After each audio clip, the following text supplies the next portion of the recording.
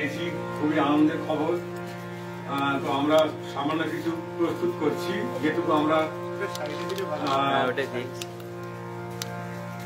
এখানে পাঠচক্রে শিখেছি মহারাজকে নিবেদন করব, আর আমাদের দোষ ত্রুটি যেন উনি মার্জনা করেন। তো আমি মায়ের প্রণাম মন্ত্রটি করব।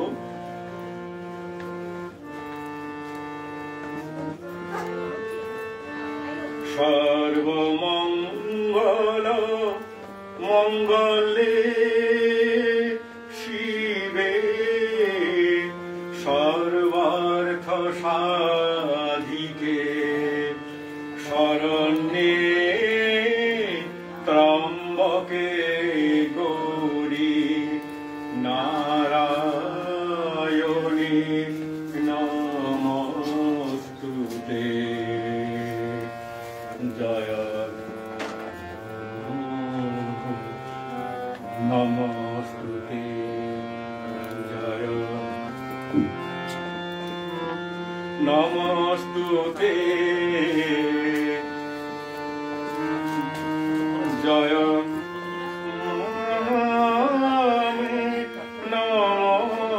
নমস্তুতে, জয় রাম নমস্তুতে। জয় মহামাই কি জয়, জয় ভগবান শ্রী রামকৃষ্ণ দেব কি জয়। এরপর আমি দীপাদিকে ডাকবো, উনি মায়ের একটি গান শোনাবেন। দীপাদি আসুন, দীপাদি আসুন। আমি ওখানটায় বসতে পারবো না, হারমোনিয়ামটা এখানটা করবেন, এখানটা বসে করছি।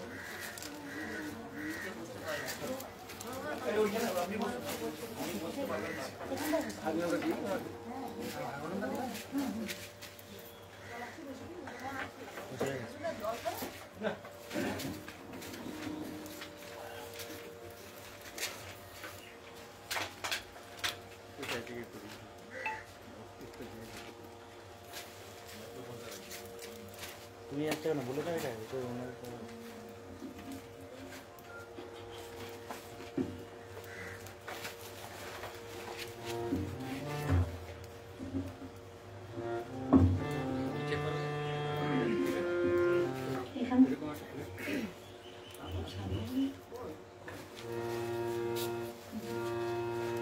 যেখানে মায়ের নাম সেখানে আনন্দ ধাম, আনন্দম শুধু আনন্দম, আনন্দম শুধু আনন্দম।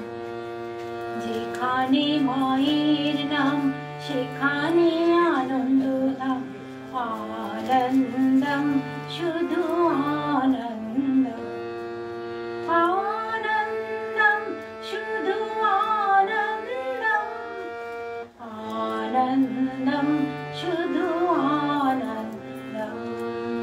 যেখানে মায়ের স্মৃতি সেখানে দেখার জ্যোতি, যেখানে মায়ের স্মৃতি সেখানে দেখার জ্যোতি, আনন্দম শুধু আনন্দম, আনন্দম শুধু আনন্দম, আনন্দম শুধু আনন্দম, আনন্দম শুধু আনন্দম।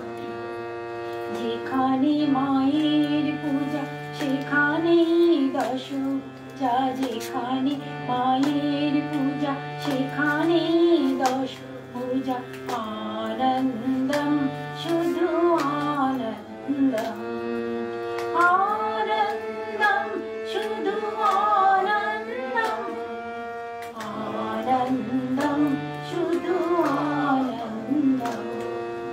যেখানে মায়ের কথা সেখানে তার আসন পাতা, যেখানে মায়ের কথা সেখানে তার আসন পাতা, আনন্দম শুধু আনন্দম, আনন্দম শুধু আনন্দম, আনন্দম শুধু আনন্দম।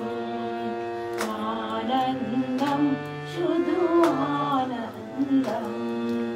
যেখানে মায়ের গীতি সেখানে মায়ের স্থিতি, যেখানে মায়ের গীতি সেখানে মায়ের স্থিতি।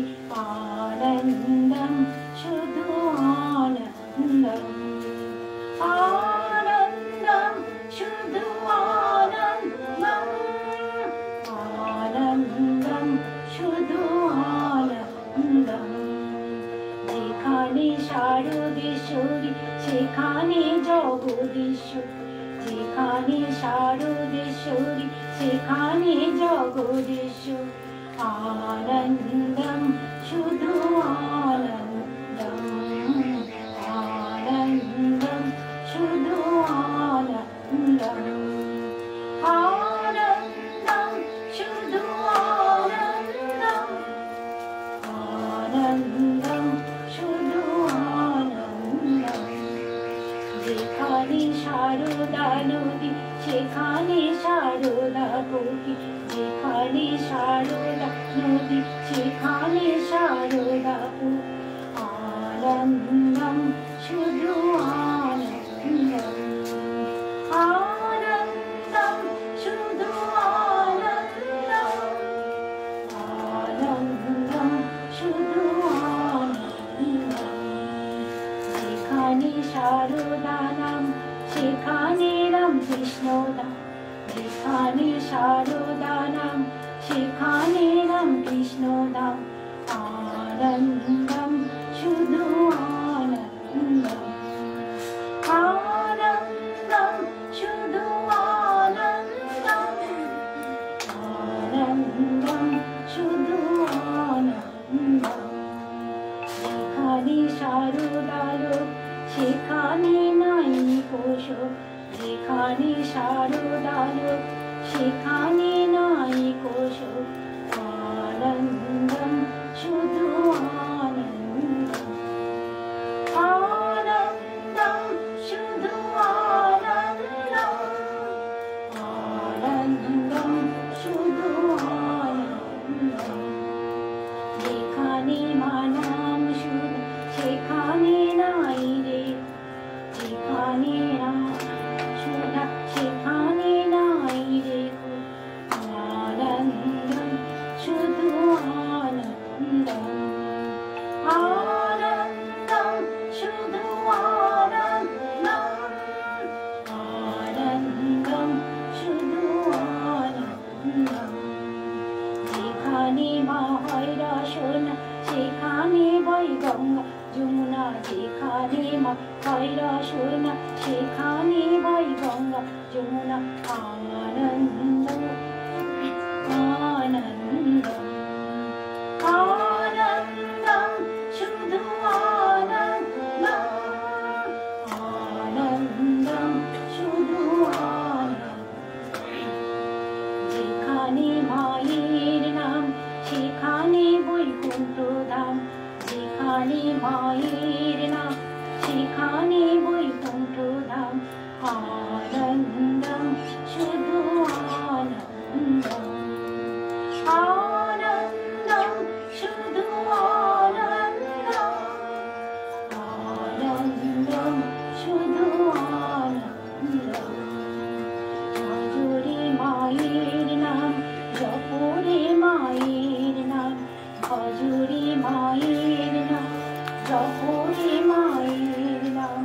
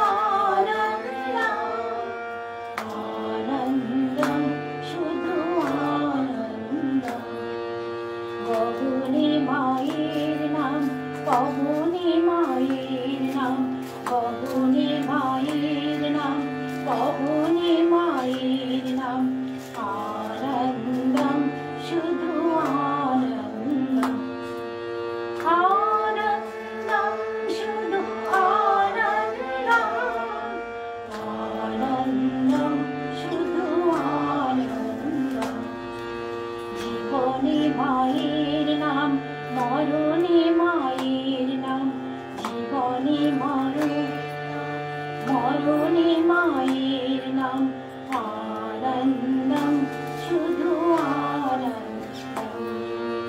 আনন্দম শুধু আনন্দম আনন্দম শুধু আনন্দম যেখানে মায়ের নাম সেখানে আনন্দ নাম যেখানে মায়ের নাম সেখানে আনন্দ ধাম আনন্দম শুধু আনন্দম আনন্দম শুধু আনন্দম আনন্দম শুধু আনন্দম আনন্দম শুধু আনন্দম আনন্দম শুধু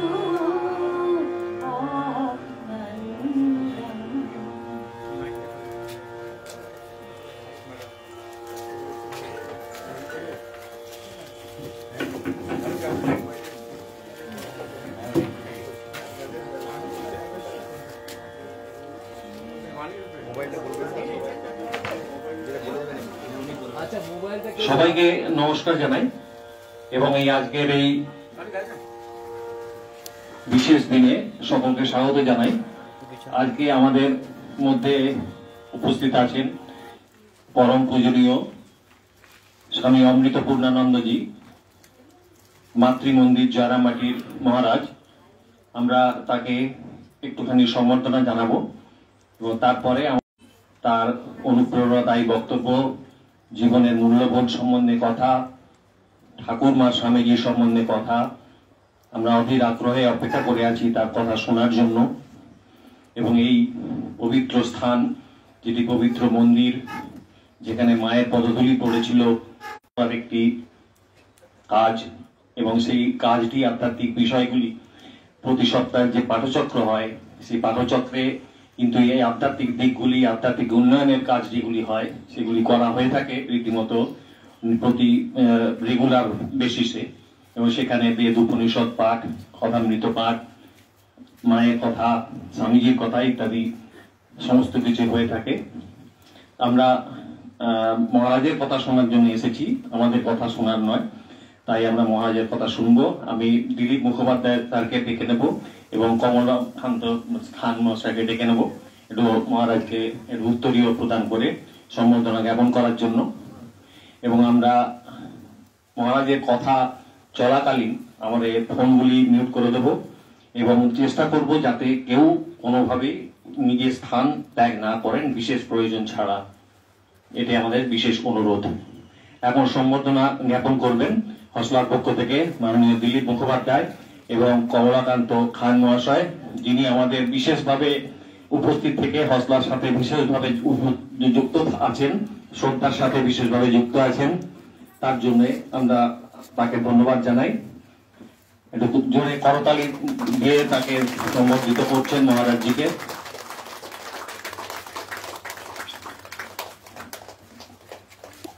আমরা কমলাকান্ত খানের কে আপনার সাথে একটু পরিচয় করে দিই। উনি একজন বিষ্ণুপুর কোর্টের একজন অ্যাডভোকেট সম্মানীয় এবং আমাদের হসলা এবং শ্রদ্ধার একজন অ্যাডভাইসার। তিনি আমাদের সাথে বিশেষভাবে যুক্ত আছেন হসলার সাথে। তো তাকে বলবো দুই চার কথা বলার জন্য মহারাজজির বক্তব্যের আগে।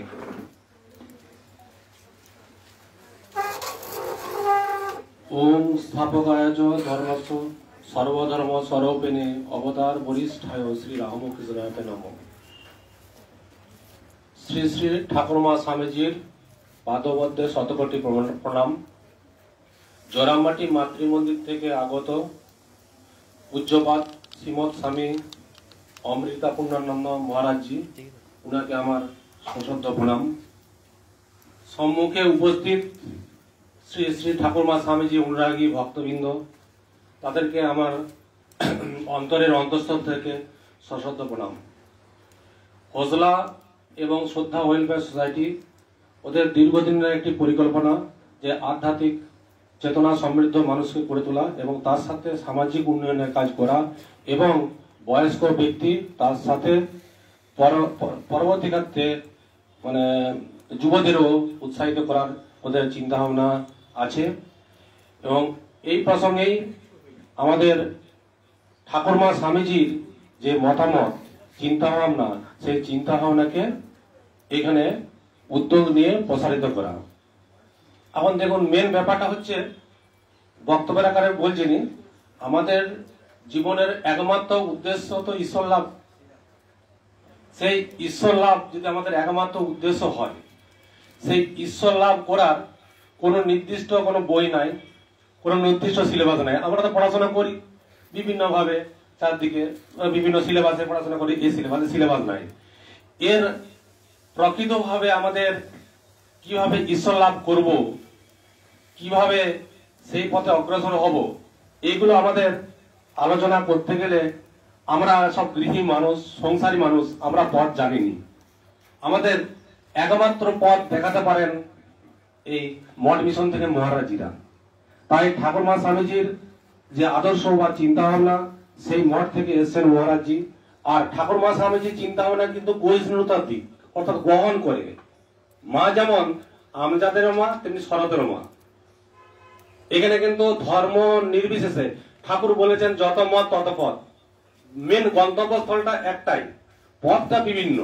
সুতরাং আমরা সেই জন্য আমরা চিন্তা ভাবনা করেছি হোসলার তরফ থেকে বা শ্রদ্ধা ওয়েলফেয়ার সোসাইটির থেকে, আমরা ঠাকুরমা স্বামীজির চিন্তা ভাবনাতেই আমরা এখানে সংগঠনকে চালাবো। এই চালাতে যেয়ে অনেকের চিন্তা ভাবনা হতে পারে যে আমরা বিভিন্ন অন্য ধর্মে আছি, অন্য চিন্তা ভাবনা আছে, আমাদের গুরুদেবে। এটা কিন্তু চিন্তা ভাবনা মানে সর্বশেষ শিকরে। কিন্তু ঠাকুরমা স্বামীজি এমন এক জায়গায় অবস্থান করেন, সেখানে কিন্তু ধর্ম মত নির্বিশেষে লাস্ট চিন্তা ভাবনা।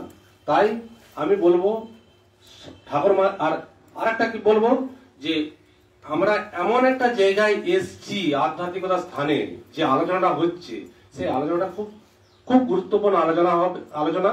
এবং সেটা আমরা খুব একটা ভালো জায়গায় অবস্থান করছি, একটা আধ্যাত্মিকতার জায়গাতেই আলোচনা করছি। এই স্যারেদের বাড়ি, আমি এই স্যারেদের বাড়ি বিগত 20-22 বছর আগে স্বামী অভয়ানন্দ মহারাজজিকে সাথে আমার মনে পড়ছে না, ডোবারের ওই পাশে একটা বাড়ি আছে কিনা আমার আছে, ওইখানে মনে পড়ছে। ওখানে আমি এসেছিলাম, যে এখানে তখন দেখেছিলাম যে বলেছিলেন যেখানে মা সারদা এসেছিলেন, রাত্রি যাপন করেছিলেন। আমাদেরও সৌভাগ্য যে আমরা এখানে এসে পৌঁছাছি। আর এখানে আধ্যাত্মিকতা চিন্তা ভাবনায় প্রত্যেকে আসবেন নিজের জন্য, যে এইখানে আসলে অপরের উপকৃত হবে, এই চিন্তা ভাবনা না করাই ভালো। যে আমি আমার জন্য এসেছি, শান্তর মাঝে মাঝে বলে অনেক কষ্ট দিলাম, কষ্টটা কেন? কষ্টটা তো সে তো নয়, কষ্ট আমি তো আমার জন্য এসেছি, আমি আমার জন্য এসেছি, আমরা আমার জন্য এসেছি। এই চিন্তা ভাবনা যেন প্রতি থাকেন। যাক, আমি স্বামীজি আছেন, আমার মূল্যবান বক্তব্য শুনবো। আর একটা ব্যাপার বলি, আমাদের এখানে স্বামী আধ্যাত্মিকতা চিন্তা ভাবনায় আমাদের স্বামীজি বা মাতাজি আসলে উনাদের বক্তব্যটা যেন শ্রেষ্ঠ হয়ে থাকে। এখানে পাবলিকের বক্তব্য কিন্তু তুচ্ছ, কেননা আমরা তো পাস করা লোক নই, হয়তো আমরা কোয়ালিফিকেশন অনেক অন্য দিক থেকে আছি। হ্যাঁ, শান্তনু অনেক কিছু বড় বড় কোয়ালিফিকেশন আছে, আমি মানছি, কিন্তু উনার কোয়ালিফিকেশন তো সেই ঠাকুরমা স্বামীজির। তাহলে সুতরাং উনার মুখ থেকে যেটা পাবো স্বতঃসিদ্ধ ফল, উনারা মেডিটেশন করে আমাদের বলছেন, সেটাই আমাদের পাথে হবে, সেটাই আমরা মেনে চলবো। তাই তো? যাক, আর দীর্ঘায়িত না করে প্রত্যেককে যথাযথ স্থানে সশ্রদ্ধ প্রণাম, আন্তরিক প্রীতি, শুভেচ্ছা, ভালোবাসা এবং হোসলাকে সংগ্রামী অভিনন্দন জানিয়ে আমি আমার বক্তব্য শেষ করছি। নমস্কার। অনেক ধন্যবাদ কমলাকান্ত খান মহাশয়কে। তিনি আমাদেরকে বোঝালেন যে আমরা মহারাজের কথা শোনার জন্যই এসেছি, এবং সত্যি কথাই তাই। আমরা মহারাজের কথা শুনবো বলে এসেছি, তার কথা, তার জীবনের মূল্যবোধের কথা শুনবো, তিনি আমাদের সেই সমস্ত কথা আমরা আমাদের জীবনে প্রয়োগ করব, এটাই আমাদের উদ্দেশ্য হওয়া উচিত। তো সেটাই আমরা করেও থাকি। এখন আমরা চলে যাব মহারাজের কাছে, মহারাজের কথা শুনবো। আপনাদেরকে আরো একবার মনে করিয়ে দিই, মহারাজের কথা চলাকালীন আপনারা দয়া করে কেউ কথা বলবেন না, এবং নিজেদের ফোনগুলি মিউট করে রাখবেন, এবং পারলে জায়গা ছাড়বেন না। এটাই আপনাদের কাছে বিশেষ অনুরোধ।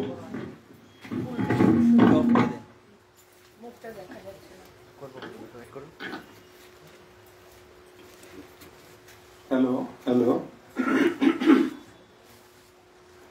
আচ্ছা এটা শুরু দিলে হয় না, আপনারাও বসে যান, দাঁড়িয়ে থাকবেন কতক্ষণ, চান করুন, বসে যান।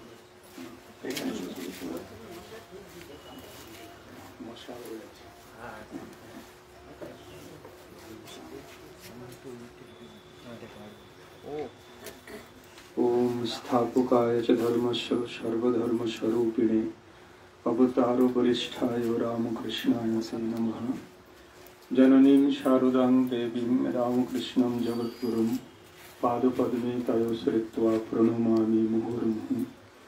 नमः श्री ज्योतिराजाय विवेकानन्दशूरये सच्चित् सुखस्वरूपाय स्वामिने तापहारिणे। হোসলা এবং শ্রদ্ধা ওয়েলফেয়ার সোসাইটির সমস্ত সদস্যবৃন্দকে আমার আন্তরিক শুভেচ্ছা নমস্কার।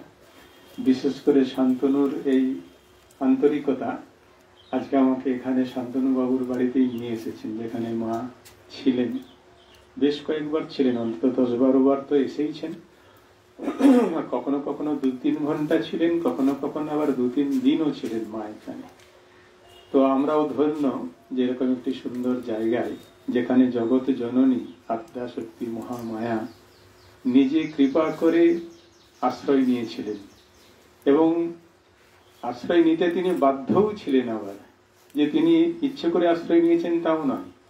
এখান থেকে তিনি যাবেন জয়রামবাটি থেকে কলকাতা, মাঝখানে একটু বিশ্রাম নেওয়া, বা তখনকার দিনে তো এত ট্রেনও ছিল না, আবার গরুর গাড়ি বা পালকিতে করে আসা, তো সেই জন্য অনেকটা গ্যাপ থাকতো ট্রেন আর মায়ের এখানে পৌঁছানো। তো সেই যে কোথায় থাকবেন, প্রথম দিকে তিনি লালবান বা বোকাবাঁধের কোনো চটিতে থাকতেন, সেখানে রান্না বাড়া করতেন, খাওয়া দাওয়া করতেন। পরের দিকে যখন পরিচয় হলো সুরেশ্বর বাবুর সাথে, তখন মা এই আস্তানাটা খুঁজে বের করলেন এবং এখানে এসে তখন তিনি থাকতেন। তো বিষ্ণুপুর মানুষের কাছে তো নিশ্চয়ই এটা আনন্দের বিষয়। আর আমরাও আজকে এই বাড়িটিতে একত্রিত হয়ে সত্যি আমাদেরও খুব ভালো লাগছে যে মা সাক্ষাৎ এই বাড়িতে থেকেছেন, খাওয়া দাওয়া করেছেন, বিচরণ করেছেন, গল্প করেছেন, মানুষের সাথে মিলেছেন, হাসি ঠাট্টা সবকিছু তিনি এখানে করেছেন। আর উপরে গিয়ে তিনি ঠাকুরের নিজের আরাধনাও করেছেন। তার প্রাণের দেবতা ঠাকুরের ফটো সর্বদা তার কাছেই থাকতো, এবং সেই ফটো তিনি নিত্য পুজো করতেন, সেই পুজোও তিনি করেছেন। আর মা আর ঠাকুরের তো কোনো পার্থক্য ছিল না। আমাদের ঠাকুর যিনি, মাও তিনি। তো মা আছেন মানে ঠাকুরও আছেন, মায়ের সাথে সাথেই সর্বদা ঠাকুর থাকতেন। তো যাই হোক, আজকে আপনারা এখানে আমাকে আমন্ত্রণ জানিয়েছেন ঠাকুর মায়ের কথা শোনার জন্যে। আজকের পরিবেশটাও খুব ভালো। আর এখানে আপনারা যারা রয়েছেন সকলকেই দেখছি 2-1 ছাড়া যথেষ্ট বয়স হয়েছে, যেন ধর্মকর্মের সময় হয়েছে। যেন এতদিনে ধর্মকর্মের সময় হয়েছে, এরকম যেন একটা বোধ আপনাদের এসেছে। তো কমল বাবু যেটি বললেন যে ধর্মকর্ম করার জন্য বয়স্ক মানুষকে নিয়ে এই অ্যাসোসিয়েশনটা, কিন্তু ঠাকুরমা স্বামীজি চাইতেন যে ধর্মকর্মটা শুরু করতে হবে শুরু থেকে, মানে জীবনের শুরু থেকে। শেষ বয়সে গিয়ে ধর্মকর্ম করতে গেলে ঠাকুরের কথা রয়েছে, পাখি যখন বড় হয়ে যায়, ডানা গজিয়ে যায়, তো ওকে হরিনাম শেখালে ও বলে, কিন্তু যখন বিপদে পড়ে আর বেড়ালে এসে তার ঘাটটা ধরে, তখন সে ক্যাঁ ক্যাঁ করতে থাকে। তখন আর ভগবানের নাম তার স্মরণে আসে না। সেই স্মরণে না আসার কারণটা হচ্ছে সংস্কার। এক তো পূর্ব জীবনের আমাদের সংস্কার রয়েছে, যে কারণে আমরা আজকে এখানে দাঁড়িয়ে রয়েছি, যে যার সংসারে, সমাজে, যে যার প্রতিষ্ঠাতে। আর এই জন্মে আমরা সারা জীবন যে কাজ করেছি, কোনোটাই কিন্তু আমাদের থেকে দূরে চলে গেছে এরকম নয়।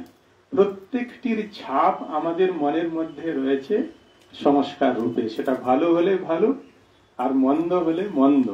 আর সাধারণত মানুষ ভালো মন্দ নিয়ে চলে। ভালো আমরা তাকেই বলবো যেটা ঈশ্বর কেন্দ্রিক হবে, মন্দ সেটা যেটা হচ্ছে বিষয় কেন্দ্রিক। এখন আপনারা নিজেরাই দেখে নিন, আমি তো জানি না আপনাদের জীবন, যে সারা জীবনে আপনারা ঈশ্বর কেন্দ্রিক, ঈশ্বরীয় ভাবে আপনাদের জীবনটা কেটেছে, না বিষয় কেন্দ্রিক, বিষয়কে নিয়েই আপনাদের জীবনটা কেটেছে। যদি বিষয়কে নিয়েই আপনাদের জীবন কেটে থাকে, তাহলে সংস্কারটাও সেরকম হবে। আর যদি ছোট থেকে ঈশ্বরকে নিয়ে জীবন কাটিয়ে থাকেন, তাহলে সংস্কারটাও সেরকম হবে। আবার ছোট থেকেই তারাই ঈশ্বরকে নিয়ে দিন কাটাতে পারে বা জীবন কাটাতে পারে যারা পূর্ব জীবনেও ঈশ্বরকে নিয়ে জীবন কাটিয়েছে। হঠাৎ করে কিছু হয় না, এটা একটা ওই রেলগাড়ির মতন। বিষ্ণুপুর থেকে সে কলকাতা যাবে, গড়বেতা, তারপরে খড়গপুর, তারপরে মেচেদা, এরকম করতে করতে পরপর স্টেশনগুলো অতিক্রম করে সে পৌঁছাবে। হঠাৎ করে সে কলকাতায় পৌঁছে যেতে পারে না। তো হঠাৎ করে কেউ ধর্মজগতে মহান হয়ে যাবে এটা হতে পারে না। আর যদি কেউ হয়ও, তার পিছনের সংস্কারটা কাজ করছে। ঠাকুরের কথামৃতেই রয়েছে, একজন সব সাধনা করছিল জঙ্গলে গিয়ে, তো সবের উপরে বসে সে সাধনা করছে। আর একজন বন্ধু ওই পরিবেশে খুব ভয় পেয়ে গিয়ে গাছের উপরে বসেছিল। কিছুক্ষণ পরে দেখছে সাধনা করতে করতে দূর থেকে একটা বাঘ এসে ওই সাধকের ঘাড়ে ধরে নিয়ে চলে গেল। তখন আশ্চর্য হলো, আর মায়ের কিরকম বিচার, সে সাধনা করছে, মায়ের আরাধনা করছে, তাকে বাঘে নিয়ে গেল। তখন বন্ধুর মনে আবার শুভ বিচার এলো, আচ্ছা এই বন্ধু তো করছিল, সব তো তৈরিই আছে, তো আমি একবার বসে দেখি না, একটু মাকে ডেকে যদি কিছু হয়। তো ও যখন এসে সবের উপরে বসে মাকে ডাকতে শুরু করলো, তখনই মা এসে হাজির। এ তো অনেকক্ষণ ধরে, কয়েক ঘন্টা ধরেই ডাকছিল মাকে, তাকে নিয়ে গেল বাঘে।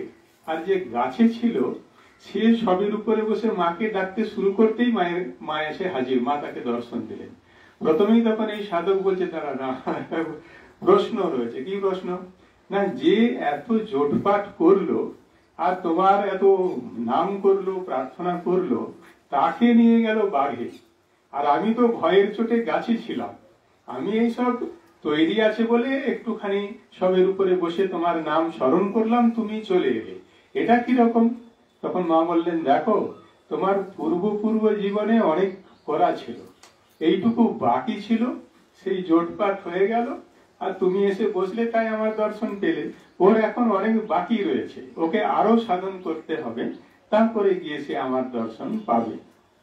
ঠিক সেই রকম আমরা যারা পূর্ব জীবনে সাধন ভজন বা ঈশ্বরকে নিয়ে কাটিয়ে এসেছি, তারাই শুরু থেকে, মানে একটু জ্ঞান হলেই, বড় হলেই তারা বুঝতে পারে কোনটা ভালো কোনটা মন্দ। যেমন সাধু মহাত্মারা তখন কি করে, তারা ভগবানের আরাধনা শুরু করে দেয়, তারপরে ওরা ভালো জিনিসটা খুঁজতে থাকে, দিয়ে সেই ভালো পথে ওরা এগিয়ে যায়। কিন্তু সংসারী মানুষের কি হয়, ওরা প্রথমে কিছু বুঝতে পারে না। ওরা কি হয়, পরিবেশ, নিজের বাড়ির এবং সমাজের পরিবেশ তাকে যেভাবে নিয়ে যায়, ওরা ঠিক সেইভাবেই এগিয়ে যায়। এই ধাক্কা ধুক্কি খেতে খেতে কোন একটা সময় যখন চৈতন্য হয়, তখন বুঝতে পারে যে এটা তো ঠিক পথ নয়। বিষয়ের দিকে যদি আমরা এগিয়ে যাই, তাহলে এখানে বিপদ ছাড়া আর কিছু নেই। দুঃখ, শোক, অশান্তি, জ্বালা, যন্ত্রণা, এ তো সারা জীবন আমাদের সঙ্গী হয়েছে। এদের থেকে কি করে আমরা মুক্তি পাব? এটাও ভালো, বয়সকালেও যদি এই চৈতন্য আসে সেটাও ভালো। তো তারপরে তারা কি করে না, ভগবানের নাম করার জন্য তৈরি হয়, বা তাদের মনে একটু ইচ্ছে জাগে। তো সেই জন্য মা বলছেন, ধর্মকর্ম করতে ছোট বয়স থেকেই হয়, না করলে কি হয়, বড় বয়সে করলে কি হয়, ওই পাখিটার মতন হয়। যখন আপনার মৃত্যু সময় আসবে, তখন সংসারের আরো 5টা চিন্তা আপনাদেরকে গ্রাস করবে। কেননা বেশিরভাগ সময়টাই আপনাদের বিষয়কে নিয়ে কেটে গেছে। আমাদের কর্ম করা শুরু মানে বালক অবস্থা থেকেই উচিত। আগেকার দিনেও আমরা যদি দেখি, মুনি ঋষিদের কাছে রাজারা বা ক্ষত্রিয় সমাজের অন্যান্য মানুষরা তাদের ছেলেদেরকে কি করতো না, গুরু গৃহে পাঠিয়ে দিত। সেখানে তারা পড়াশুনো করত, গুরুর সাথে সাধন ভজন করত। তারপরে যাদের যেমন সংস্কার হতো, কিছু জঙ্গলেই থেকে যেত, গুরুর সাথে থেকে যেত, তপস্যা করত, ভগবানের উদ্দেশ্যে জীবন দিত, ভগবানকে দর্শন করত। কিছু থাকতো যাদের বিষয় সম্পত্তি থাকতো, তাদেরকে ফিরে আসতে হতো। কিন্তু ফিরে এলেও তারা কি করত না, ভগবানকে আশ্রয় করে তাদের জীবনটা কাটাতো। তার কারণটা কি না, ওই শৈশব অবস্থা থেকে তারা গুরুগৃহে বাস করেছে, ধর্মকর্ম করেছে, উপনিষদ বেদ পড়েছে, তারা জানে ভালো কোনটা মন্দ। তারপরে তারা যখন বাড়ি ফিরে আসে, তারা ঈশ্বরকে ধরে সংসারে থাকে, সংসার করে। ঠাকুরেরও কথা রয়েছে কথামৃতে, আমি একটু অন্য প্রসঙ্গে শুরুতেই চলে যাচ্ছি।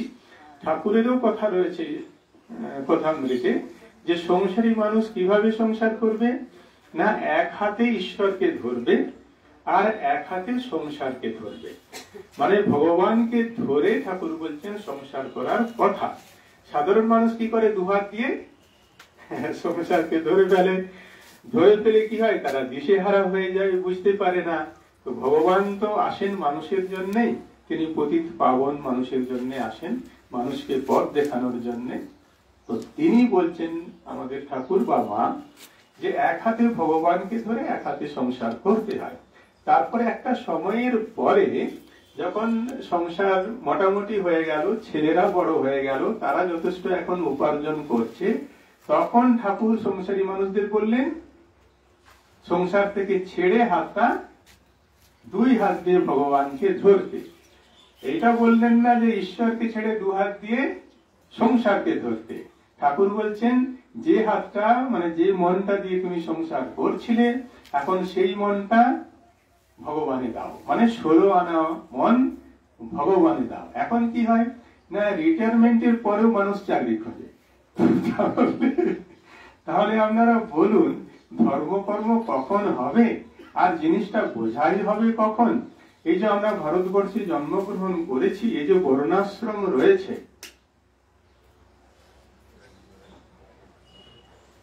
4টি আশ্রম রয়েছে।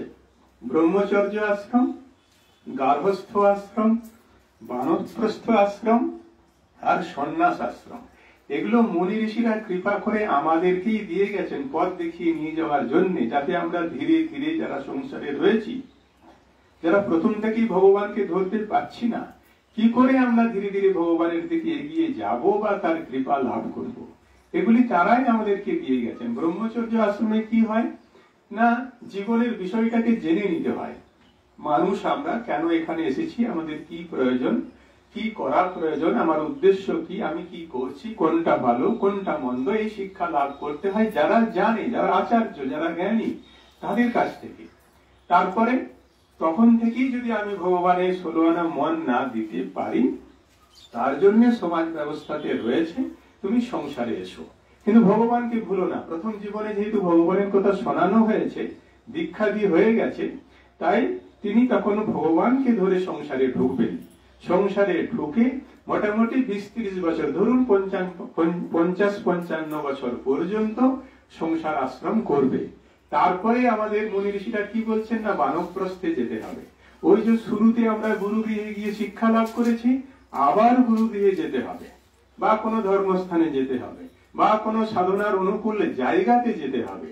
সেখানে গিয়ে আবার সেই প্রথম জীবনের যে আমাদের সাধনাটা, সেটাকে কন্টিনিউ করতে হবে। এটা হচ্ছে বানপ্রস্থ আশ্রম, সেটা কিন্তু 50-55। এখন আপনারা এখানে যতজন আছেন, কতজন 50-55 নিচে আছেন আপনারা দেখুন। মানে বানপ্রস্থের এখন সময়, আপনারা কি করছেন ওটা আমার বলার উদ্দেশ্য নয়। আমাদের ঋষিমুনিরা যে সমাজ ব্যবস্থা তৈরি করে দিয়ে গেছেন আমাদের জন্য, আমি সেটা আপনাদের শোনাচ্ছি। আপনারা কি করবেন সেটা তো আপনাদের বিষয়। আমার সাথে তো আপনাদের জীবনেই প্রথম দেখা হলো, কারোর সাথে হয়তো একটু 2-4 বার হয়েছে, অধিকাংশের সাথেই প্রথম দেখা হলো। কাজে আপনারা এতদিন তো সুন্দর সংসার নির্বাহ করছেন, আপনাদের মতন চলছেন, ভালোই আছেন, কোনো অসুবিধা কিছু নেই। কিন্তু ঋষিমুনিরা কি বলেছেন সেটা আমি বলছি, যেহেতু আমি ওই রাস্তার পথিক। তো 50-55তে গিয়ে আপনাদের বানপ্রস্থে যেতে হবে। তখন ওই ছেলে পিলে, নাতি নাতনি, বউ বৌমা, এদেরকে ছাড়তে হবে, ছেড়ে গুরুগৃহে যেতে হবে, সাধনার স্থলে যেতে হবে, সাধনার অনুকূল জায়গায় যেতে হবে, গিয়ে আবার প্রথম জীবনের সাধনাটাকে কন্টিনিউ করতে হবে। এইটা করতে করতে গুরুর সান্নিধ্যে বা দেবতার সান্নিধ্যে, দেবতার কৃপায় যদি বৈরাগ্য আসে, তখন আমাদের শাস্ত্র বলছেন, ঋষিমুনিরা বলছেন সন্ন্যাস নেওয়ার কথা। মানে তখন স্ত্রী স্বামীকে ত্যাগ করবে, স্বামী স্ত্রীকে ত্যাগ করবে, দিয়ে সন্ন্যাস নেবে। কি সুন্দর আমাদের সমাজ ব্যবস্থা! দিয়ে সন্ন্যাস নিয়ে 16 আনা মন দিয়ে শুধু ভগবানের আরাধনা করবে। এটা হচ্ছে আমাদের সমাজ ব্যবস্থা। আমাদের কি হয়, প্রথম জীবনে ব্রহ্মচর্যের উদ্দেশ্যটা আমরা জানি না, আমাদের বাবা মা জানে না, সমাজ জানে না, শিক্ষক জানে না। একটা পড়াশোনা আমরা করতে থাকি, সমাজে যেমন রয়েছে পড়াশুনো করতে থাকি। যাদের বাড়িতে পড়াশোনার চলটা বেশি তাদের ছেলেরা একটু ভালো জায়গায় পড়াশুনো করে, যাদের চলটা কম তারা একটি নিম্নমানের স্কুলে পড়াশুনো করে, এরকম করে চলে। কেউ চাকরি পেয়ে গেল মানে বাবা মা ভেবে নিল যে আমার ছেলে মানুষ হয়ে গেছে। তো বাবা মা ভেবে নেয় তখন যে আমার ছেলে মানুষ হয়ে গেছে, বড় হয়ে গেছে, খুব ভালো, এখন বিয়ে খাওয়া দিয়ে সংসারে ঢোকাও। তো সংসারে ঢুকে গেল মানে ব্যাস, ওখানে গিয়েই সংসার যাত্রা নির্বাহ করতে থাকে। যাদের হাতে একটু পয়সা থাকে মোটামুটি ম্যানেজ করে নেয় এদিক ওদিক ঠেলাঠুলি খেতে খেতে, আর যাদের পয়সা কড়ি কম তাদের দুঃখের শেষ থাকে না। তো এইরকম করে আমাদের সমাজ ব্যবস্থা চলতে পারে না, আর সমাজ সুস্থও থাকতে পারে না। আপনারা নিজেরাও দেখছেন সমাজের অবস্থা। সমাজটা অসুস্থ কেন না, আমাদের ঋষি মুনিদের দেওয়া যে প্রেসক্রিপশন সেটা আমরা ফলো করছি না। ব্রহ্মচর্য, গারস্থ, বানপ্রস্থ, সন্ন্যাস, এই রাস্তাতে আমরা হাঁটছি না বলে আমাদের আজকের এই দুরবস্থা। আমাদের মনের অবস্থাও আপনারা দেখুন, পরস্পরে তবু তো ভালো, আপনারা এক জায়গায় এসেছেন, একটা ভালো জায়গায় এসেছেন, আপনারা ভালো কিছু শুনতে চান, আপনারা ভালো কিছু করতে চান, আপনারা ভালো কিছু দেখতে চান, ভালো। বিষ্ণুপুর শহরে তো কয়েক লক্ষ মানুষ আছে, এখানে তো 100 মানুষও নেই, তাই না? তার মানে দেখতে পাচ্ছেন মানুষ কি চায়। সব মানুষ যে আবার মন্দ তাও নয়। আজকে দিনে হয়তো বিষ্ণুপুর শহরে অন্য জায়গাতেও কিছু ধর্ম কথা আলোচনা হচ্ছে, হতেই পারে। আমি বলছি যদি 2000 5000ও হয়, কয়েক লক্ষ মানুষ নিশ্চয়ই বিষ্ণুপুর শহরে রয়েছে।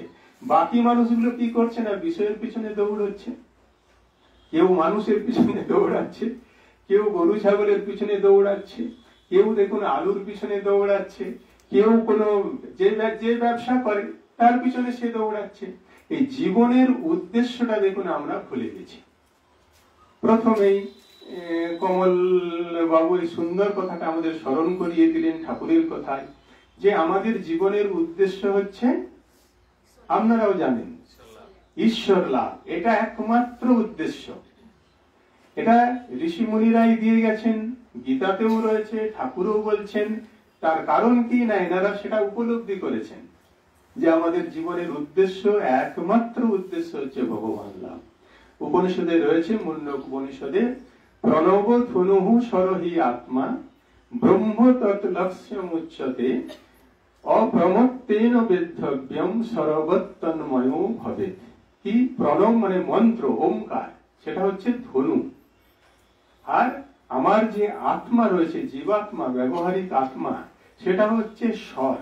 যে স্বর দিয়ে কি হবে, লক্ষ্য বিদ্ধ হবে। লক্ষ্যটা কি, ব্রহ্ম তৎলক্ষ্যমুচ্যতে। আমাদের স্বরূপ কি, ব্রহ্ম। অহম ব্রহ্মাস্মি, অহম আত্মা অস্মি। আমার স্বরূপ হচ্ছে আত্মা, পরমাত্মা। আমার স্বরূপ হচ্ছেন ঈশ্বর, আমার স্বরূপ হচ্ছেন ব্রহ্ম। ঠাকুর বললেন মানুষের স্বধাম হচ্ছে পরব্রহ্ম। এগুলো আমরা কথামৃতে পড়ি, কিন্তু এগুলো আমরা একটু নেড়ে চেড়ে দেখি না। এটা কি বলতে চাইছেন, কি জিনিসটা কি, আমাদের জীবনের উদ্দেশ্য পরব্রহ্ম, কিন্তু আমরা কি করছি, আর সেই বস্তুটাই বা কি, সেটা কোথায় থাকে, কিভাবে তাকে পাওয়া যায়, সেগুলো নিয়ে আমরা কিন্তু চিন্তা ভাবনা করি না, বা তাকে জানারও সেভাবে চেষ্টা করি না।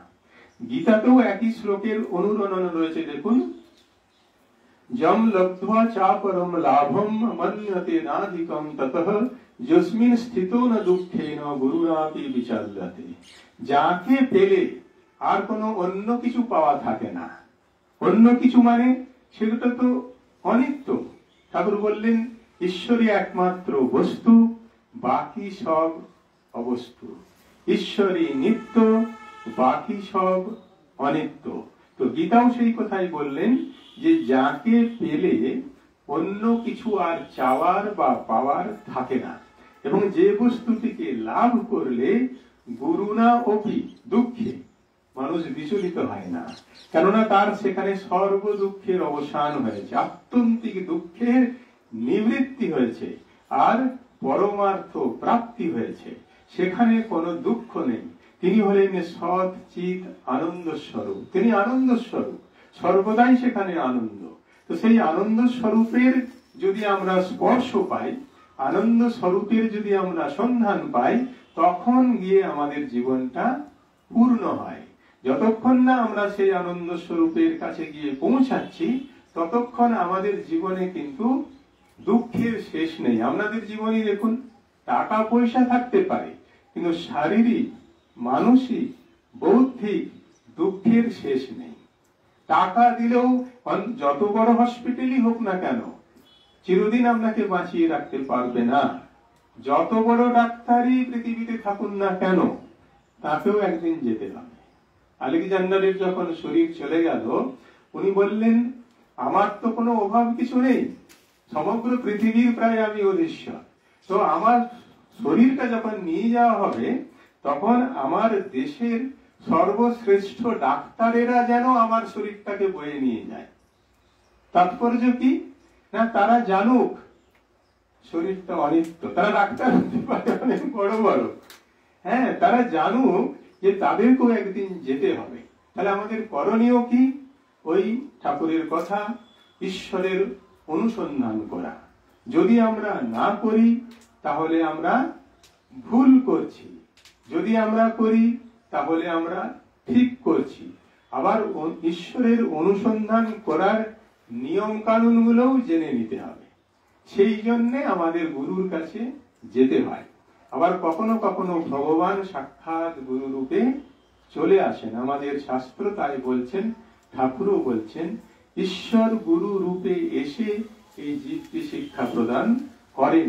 তিনি মানুষ রূপে চলে আসেন আমাদের করুণাতে, গীতাতেও রয়েছে, তিনি মানুষ রূপে চলে আসেন। তিনি অজ, তিনি নিত্য, তিনি শাশ্বত, কিন্তু তবু মানুষের কাছে তিনি আসেন নিজের মায়াকে আশ্রয় করে। গীতাতেই রয়েছে, নিজের মায়াকে আশ্রয় করে মানুষের মতো রূপ ধারণ করে মানুষের মাঝে মানুষ হয়ে মানুষের কল্যাণে তিনি অবতীর্ণ হন। ঠাকুর নিজে মাস্টারমশাইকে বলছেন, হ্যাঁ, মাস্টারমশাই বলছেন, দেখো এই ঈশ্বর এই শরীর ধারণ করে অবতীর্ণ হয়ে রয়েছেন। গীতাতেও অর্জুন বলছেন, তুমি পরম ব্রহ্ম, তুমি পরম পবিত্র, তুমি পরম ধাম। হ্যাঁ, এটা অসিত, দেবল, ব্যাস, নারদ সকলেই বলেছেন, এবং স্বয়ং চৈব ব্রবিষ্যিনী, তুমি নিজেও আমাকে বলেছ।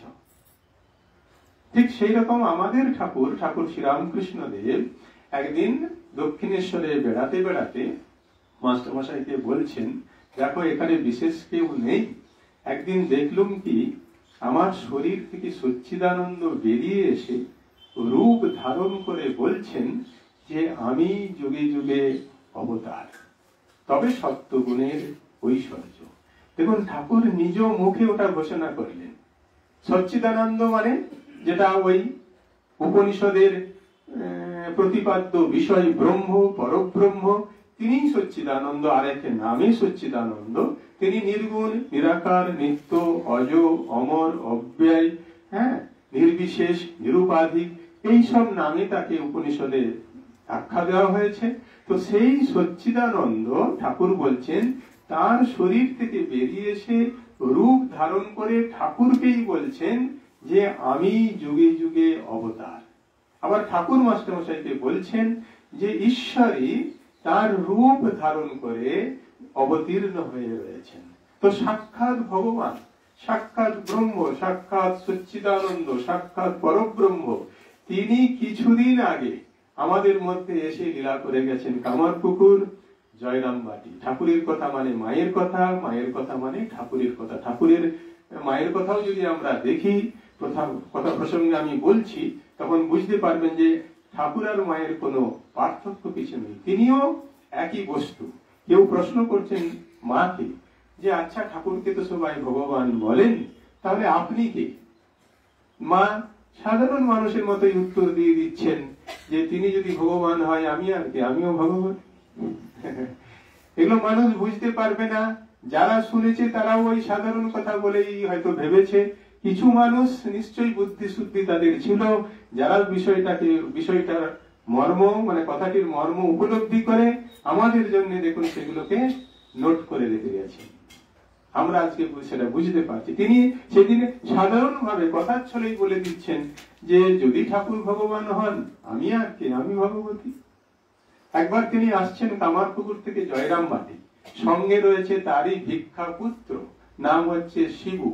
তার রামেশ্বরের ছেলে শিবরাম, তাকে তিনি ভিক্ষা পুত্র করেছিলেন। তার ভিক্ষা মাতা ছিলেন আমাদের জগৎজননী মহামায়া শ্রী সারদা মা। একদিন কামারপুকুর থেকে তারা আসছেন জয়রামবাটি। তো ঠাকুর যখন আসছেন শ্বশুর বাড়ি থেকে নিজের বাড়িতে কিছু জিনিসপত্র তো থাকেই, কাপড় চোপড় কিছু জিনিসপত্র থাকে। তখনকার দিনে তো এইসব ভিআইপি অ্যাটাচি ট্রলি ব্যাগ এসবের তো কিছু চল ছিল না। ওই কাপড়ের পুঁটলিতেই কাপড় বেঁধে নিয়ে তারা আসতো। সেরকম পুঁটলি শিবরাম মাথায় নিয়ে, আর মা আসছেন, সে তার কিছু কিছু ছোট ছেলে আসছে। তো জয়রামবাটির কাছাকাছি এসে শিবরামের মনে কি হলো, আচ্ছা ঠাকুর মাকে তো সবাই ভগবতী বলে, ঈশ্বরী বলে, কালী বলে, তো সত্যিই কি তাই? তখন তার খেয়াল হতেই মাকে জিজ্ঞাসা করলেন, আচ্ছা মা, তোমাকে তো সবাই কালী বলে, তুমি কি সত্যিই তাই? মা তখন দেখছেন তো ছোট ছেলের আবার কি প্রশ্ন করছে মাঝ মাঠে এসে। বলে, তোকে এসব কে শেখালো রে, কে বললো তোকে? আমি তোর খুড়ি, তো চল এখন আমরা যেমন যাচ্ছি জয়রামবাটি যাই, আমি তো তোর খুড়ি, আমি মানুষ, আর কালী টালি আবার এসব তোকে কে শিখিয়েছে? তখন শিবরাম দুষ্টুমি করছে, আচ্ছা যদি তুমি মানুষই হবে তাহলে তুমি যাও, ওই তো জয়রামবাটি দেখা যাচ্ছে, আমি আর যাচ্ছি না। তো তখন প্রায় সন্ধে হয়ে এসেছে। তখনকার দিনে, এখনকার দিনে মায়েরা তো স্কুটি চালিয়ে এই শহর থেকে ওই শহরে চলে যাচ্ছে, তখনকার দিনে তো এরকম ছিল না। তো প্রায় সন্ধে হয়ে এসেছে, মায়ের মাথায় ঘোমটা, একা মানুষ, তিনি বিধবা মানুষ, তো তিনি কি করে যাবেন? তিনি তো কিছুটা বিব্রত বোধ করছেন। তখন বললেন, চল, দাঁড়িয়ে গেলি কেন? না তুমি বলো তুমি কে? তখন মা বললেন যে লোকে বলে কালী। মা বুঝতে পারছেন না যে ও বুঝতে পারবে কিনা বললে। তখন বলছেন, যেমন 5 জনে বলে, নিজের গুরুকেও তো অনেকে ভগবান বলে, তো লোকে বলে কালী। শিবরাম এমনই তখন তার বুদ্ধি প্রখর, বা ঈশ্বর তাকে বুদ্ধি দিয়েছেন, বলেছে লোকে টোকে আমি শুনি না, তুমি বলো তুমি কে। তখন মা স্বীকার করলেন যে হ্যাঁ কালী। তো তিনি আর ঠাকুর যে একই বস্তু, নাম আলাদা হতে পারে, বস্তু এক। আমরা ঠাকুরের কথা আলোচনা করছি মানে মায়ের কথা, মায়ের কথা আলোচনা করছি মানে ঠাকুরের কথা। তো তিনি যে সাক্ষাৎ কালী, জগৎ জননী মহামায়া, আশ্চর্য হবার কথা। আপনারাও সেই সৌভাগ্যবান বা সৌভাগ্যবতী, তিনি জ্যান্ত শরীরে এখানে বাস করেছেন, ঘোরাঘুরি করেছেন। আপনারা তো অনেক আরো বড় বড় ভালো ভালো বাড়িতে থাকেন, নিশ্চয়ই আমার মনে হয় না এখানে যতজন আছেন এরকম বাড়িতে থাকেন, তাই না? কিন্তু কেউই সেই ক্ষমতার অধিকারী আপনারা নন। আমি কোনো ক্রিটিসাইজ করছি না, সমাজ ব্যবস্থা, মানুষ, অর্থ সবই ঠিক আছে। আমাদের মায়ের শ্রীচরণে ভালোবাসা থাকলেই হলো, আমাদের মায়ের শ্রীচরণে ভক্তি থাকলেই হলো। আমরা যদি তাদের শ্রীচরণে মন রেখে আমাদের জীবনযাত্রা নির্বাহ করতে পারি, নিঃসন্দেহে তিনি আমাদের কৃপা করবেন। তো ঠাকুর ছিলেন, ঠাকুরের প্রসঙ্গে আবার আসি, ঠাকুর ছিলেন ওই সচ্চিদানন্দ স্বরূপ। ওই যে দর্শন করলেন, মাস্টারমশাইকে বললেন, আমার শরীর থেকে সচ্চিদানন্দ বাইরে বেরিয়ে এসে রূপ ধারণ করে বলল যে আমি যুগে যুগে অবতার। তো সেই ঠাকুরকে আমরা পেয়েছি কিছুদিন আগে, কামারপুকুরে তিনি লীলা করেছেন। দেবদেবীদের লীলা দেখুন আমাদের মধ্যে নেই, এগুলো সব পৌরাণিক কাহিনী। মা কালীর বলুন, শিবের বলুন, দুর্গা বলুন, সরস্বতী বলুন, জগদ্ধাত্রী বলুন, যত দেবদেবীর নাম করবেন, এরকম জ্যান্ত আদর্শ জীবন কোথাও নেই, যে জীবন এইবারে অন্তত অন্যান্য অবতারেও নেই। এই অবতারে তার ছেলেরা যেভাবে তাকে পুঙ্খানুপুঙ্খ ভাবে পরীক্ষা করেছেন, প্রশ্ন করেছেন, দিনে রাতে দেখেছেন, তার সাথে থেকেছেন, এরকম জীবন আর পাওয়া যাবে না। এত জ্বলন্ত, জীবন্ত, শাশ্বত দিব্য জীবন আর পাওয়া যাবে না। ঠাকুর শ্রীরামকৃষ্ণের জীবন যেরকম, মায়ের জীবন সেরকম, স্বামী বিবেকানন্দের জীবন সেরকম। তো সেই ঠাকুরের ছত্র ছায় সান্নিধ্যে আমরা এসেছি। যদি আমরা ভালোবাসতে পারি তাহলে কিন্তু আমাদের জীবনটা বিফলে যাবে না। ঠাকুর নিজেই বলেছেন যে আমার নাম করলেই হবে, কোথাও কোথাও বলেছেন আমার চিন্তা করলেই হবে, আবার মা বলেছেন যারা নামও করতে পারে না, ভগবানের চিন্তাও করতে পারে না, তখন মা বলে দিলেন তার ছবি দেখলেই হবে। আজ পর্যন্ত কোনো অবতারের ছবি নেই। আমাদের লেটেস্ট অবতার ঠাকুরের আগে শ্রী চৈতন্য মহাপ্রভু, তার কিন্তু অরিজিনাল ফটো কিছু নেই। তার করেছেন বা স্বপ্নে দেখেছেন বা শরীর থাকতে দেখেছেন, তার আঁকা ছবি আমরা দেখছি শ্রী চৈতন্য মহাপ্রভুর। ওই জন্য মাও বললেন এই যুগের মানুষ কত চালাক, অবতারের ছবিটি পর্যন্ত তুলে রেখেছে। তার হুবহু মুখের চলে আসছেন আমাদের মধ্যে। দক্ষিণেশ্বরে পৌঁছালেই দেখবেন ঠাকুর আমাদের মধ্যে চলে আসছেন, আপনার স্মৃতিতে চলে আসছে। ঠাকুর আসছেন তো কৃপা করে। গিরিশচন্দ্র ঘোষ সুন্দর কথা বলতেন যে ঠাকুরকে মানা, ঠাকুরকে পুজো করা, ঠাকুরকে ভালোবাসা এটা এমন কোনো কথা নয়, কিন্তু কেউ যদি একবার তাকে ভালোবেসেছে ঠাকুরকে, তাকে ভোলা খুব কঠিন। কেউ যদি ঠাকুরকে একবার দর্শন করেছে আন্তরিক ভাবে, শ্রদ্ধার সাথে, ভক্তির সাথে, ভালোবাসার সাথে, তাহলে সেই ঠাকুরকে গিরিশচন্দ্র ঘোষ বলছেন ভোলা অতি সহজ। কারণ কি না, আপনি ভুললেও আর ওই মানুষটি আপনাকে ভুলবে না। এই এত সুন্দর মানুষকে আমরা পেয়েছি, এত সুন্দর মাকে আমরা পেয়েছি। যদি আমরা তার কাছে একবার আসতে পারি, ভক্তি ভরে একবার প্রণাম করি, একবার যদি তার দিকে ওইভাবে দৃষ্টি দিয়ে দেখি শ্রদ্ধা ভক্তির সাথে, তাহলে আমাদের জীবন ধন্য হয়ে যাবে। তাদেরই ছেলেদের কথা যে আমরা ভুলে গেলেও তারা আর ভুলছেন না। আমাদের স্মৃতিশক্তি দুর্বল হতে পারে, তাদের স্মৃতিশক্তি তো আর দুর্বল নয়। তারা বলেন সাক্ষাৎ সচ্চিদানন্দ। হ্যাঁ, সেই শ্রী ভগবান তিনি যখন আসছেন তার স্মৃতিটা থাকে অখণ্ড, তার স্মৃতিতে কিছু সরে যায় না, তিনি কিছু ভুলে যান না। তো আমরা যদি একবারও ঠাকুরের কাছে আসি, ঠাকুরকে ভালোবাসি, তাহলে আমরা যদি এটা মনে করেও রাখি আমরা নিশ্চিন্ত ঠাকুরের কাছে গেছিলাম, ঠাকুরকে প্রণাম করেছি, ঠাকুরকে দেখেছি, আপনি আর দেখুন ঠাকুরের স্মরণ মনন থেকে বাইরে যেতে পারবেন না। আপনাকে স্মরণ মনন করতেই হবে, আর সেই করাটা ঠাকুর মাই করিয়ে নেবেন আমাদের ভেতরে থেকে। তিনি অন্তর্যামী, তিনি অন্তর্যামী, ঠাকুর অন্তর্যামী, তিনি ঈশ্বর। ঈশ্বর কাকে বলে? কথা প্রসঙ্গে আসলে আমরা অনেক পড়াশোনা করি, অনেক বেরিয়ে যাবে। ঈশ্বর কাকে বলে? যে আমরা একটু আগে উপনিষদের কথা বললাম, ব্রহ্ম তৎলক্ষ্যম উচ্যতে। এই ব্রহ্ম হলো নির্গুণ নিরাকার। ঈশ্বর কখন বলবো? তিনি যখন তার শক্তির লীলা বা শক্তির প্রকাশ করতে আসছেন এই ধরাধামে বা প্রকাশ করছেন, সেই অবস্থাটিকে বলা হয় ঈশ্বর। উপনিষদের ভাষায় বলা হয় সমষ্টি অজ্ঞান উপহিত চৈতন্য।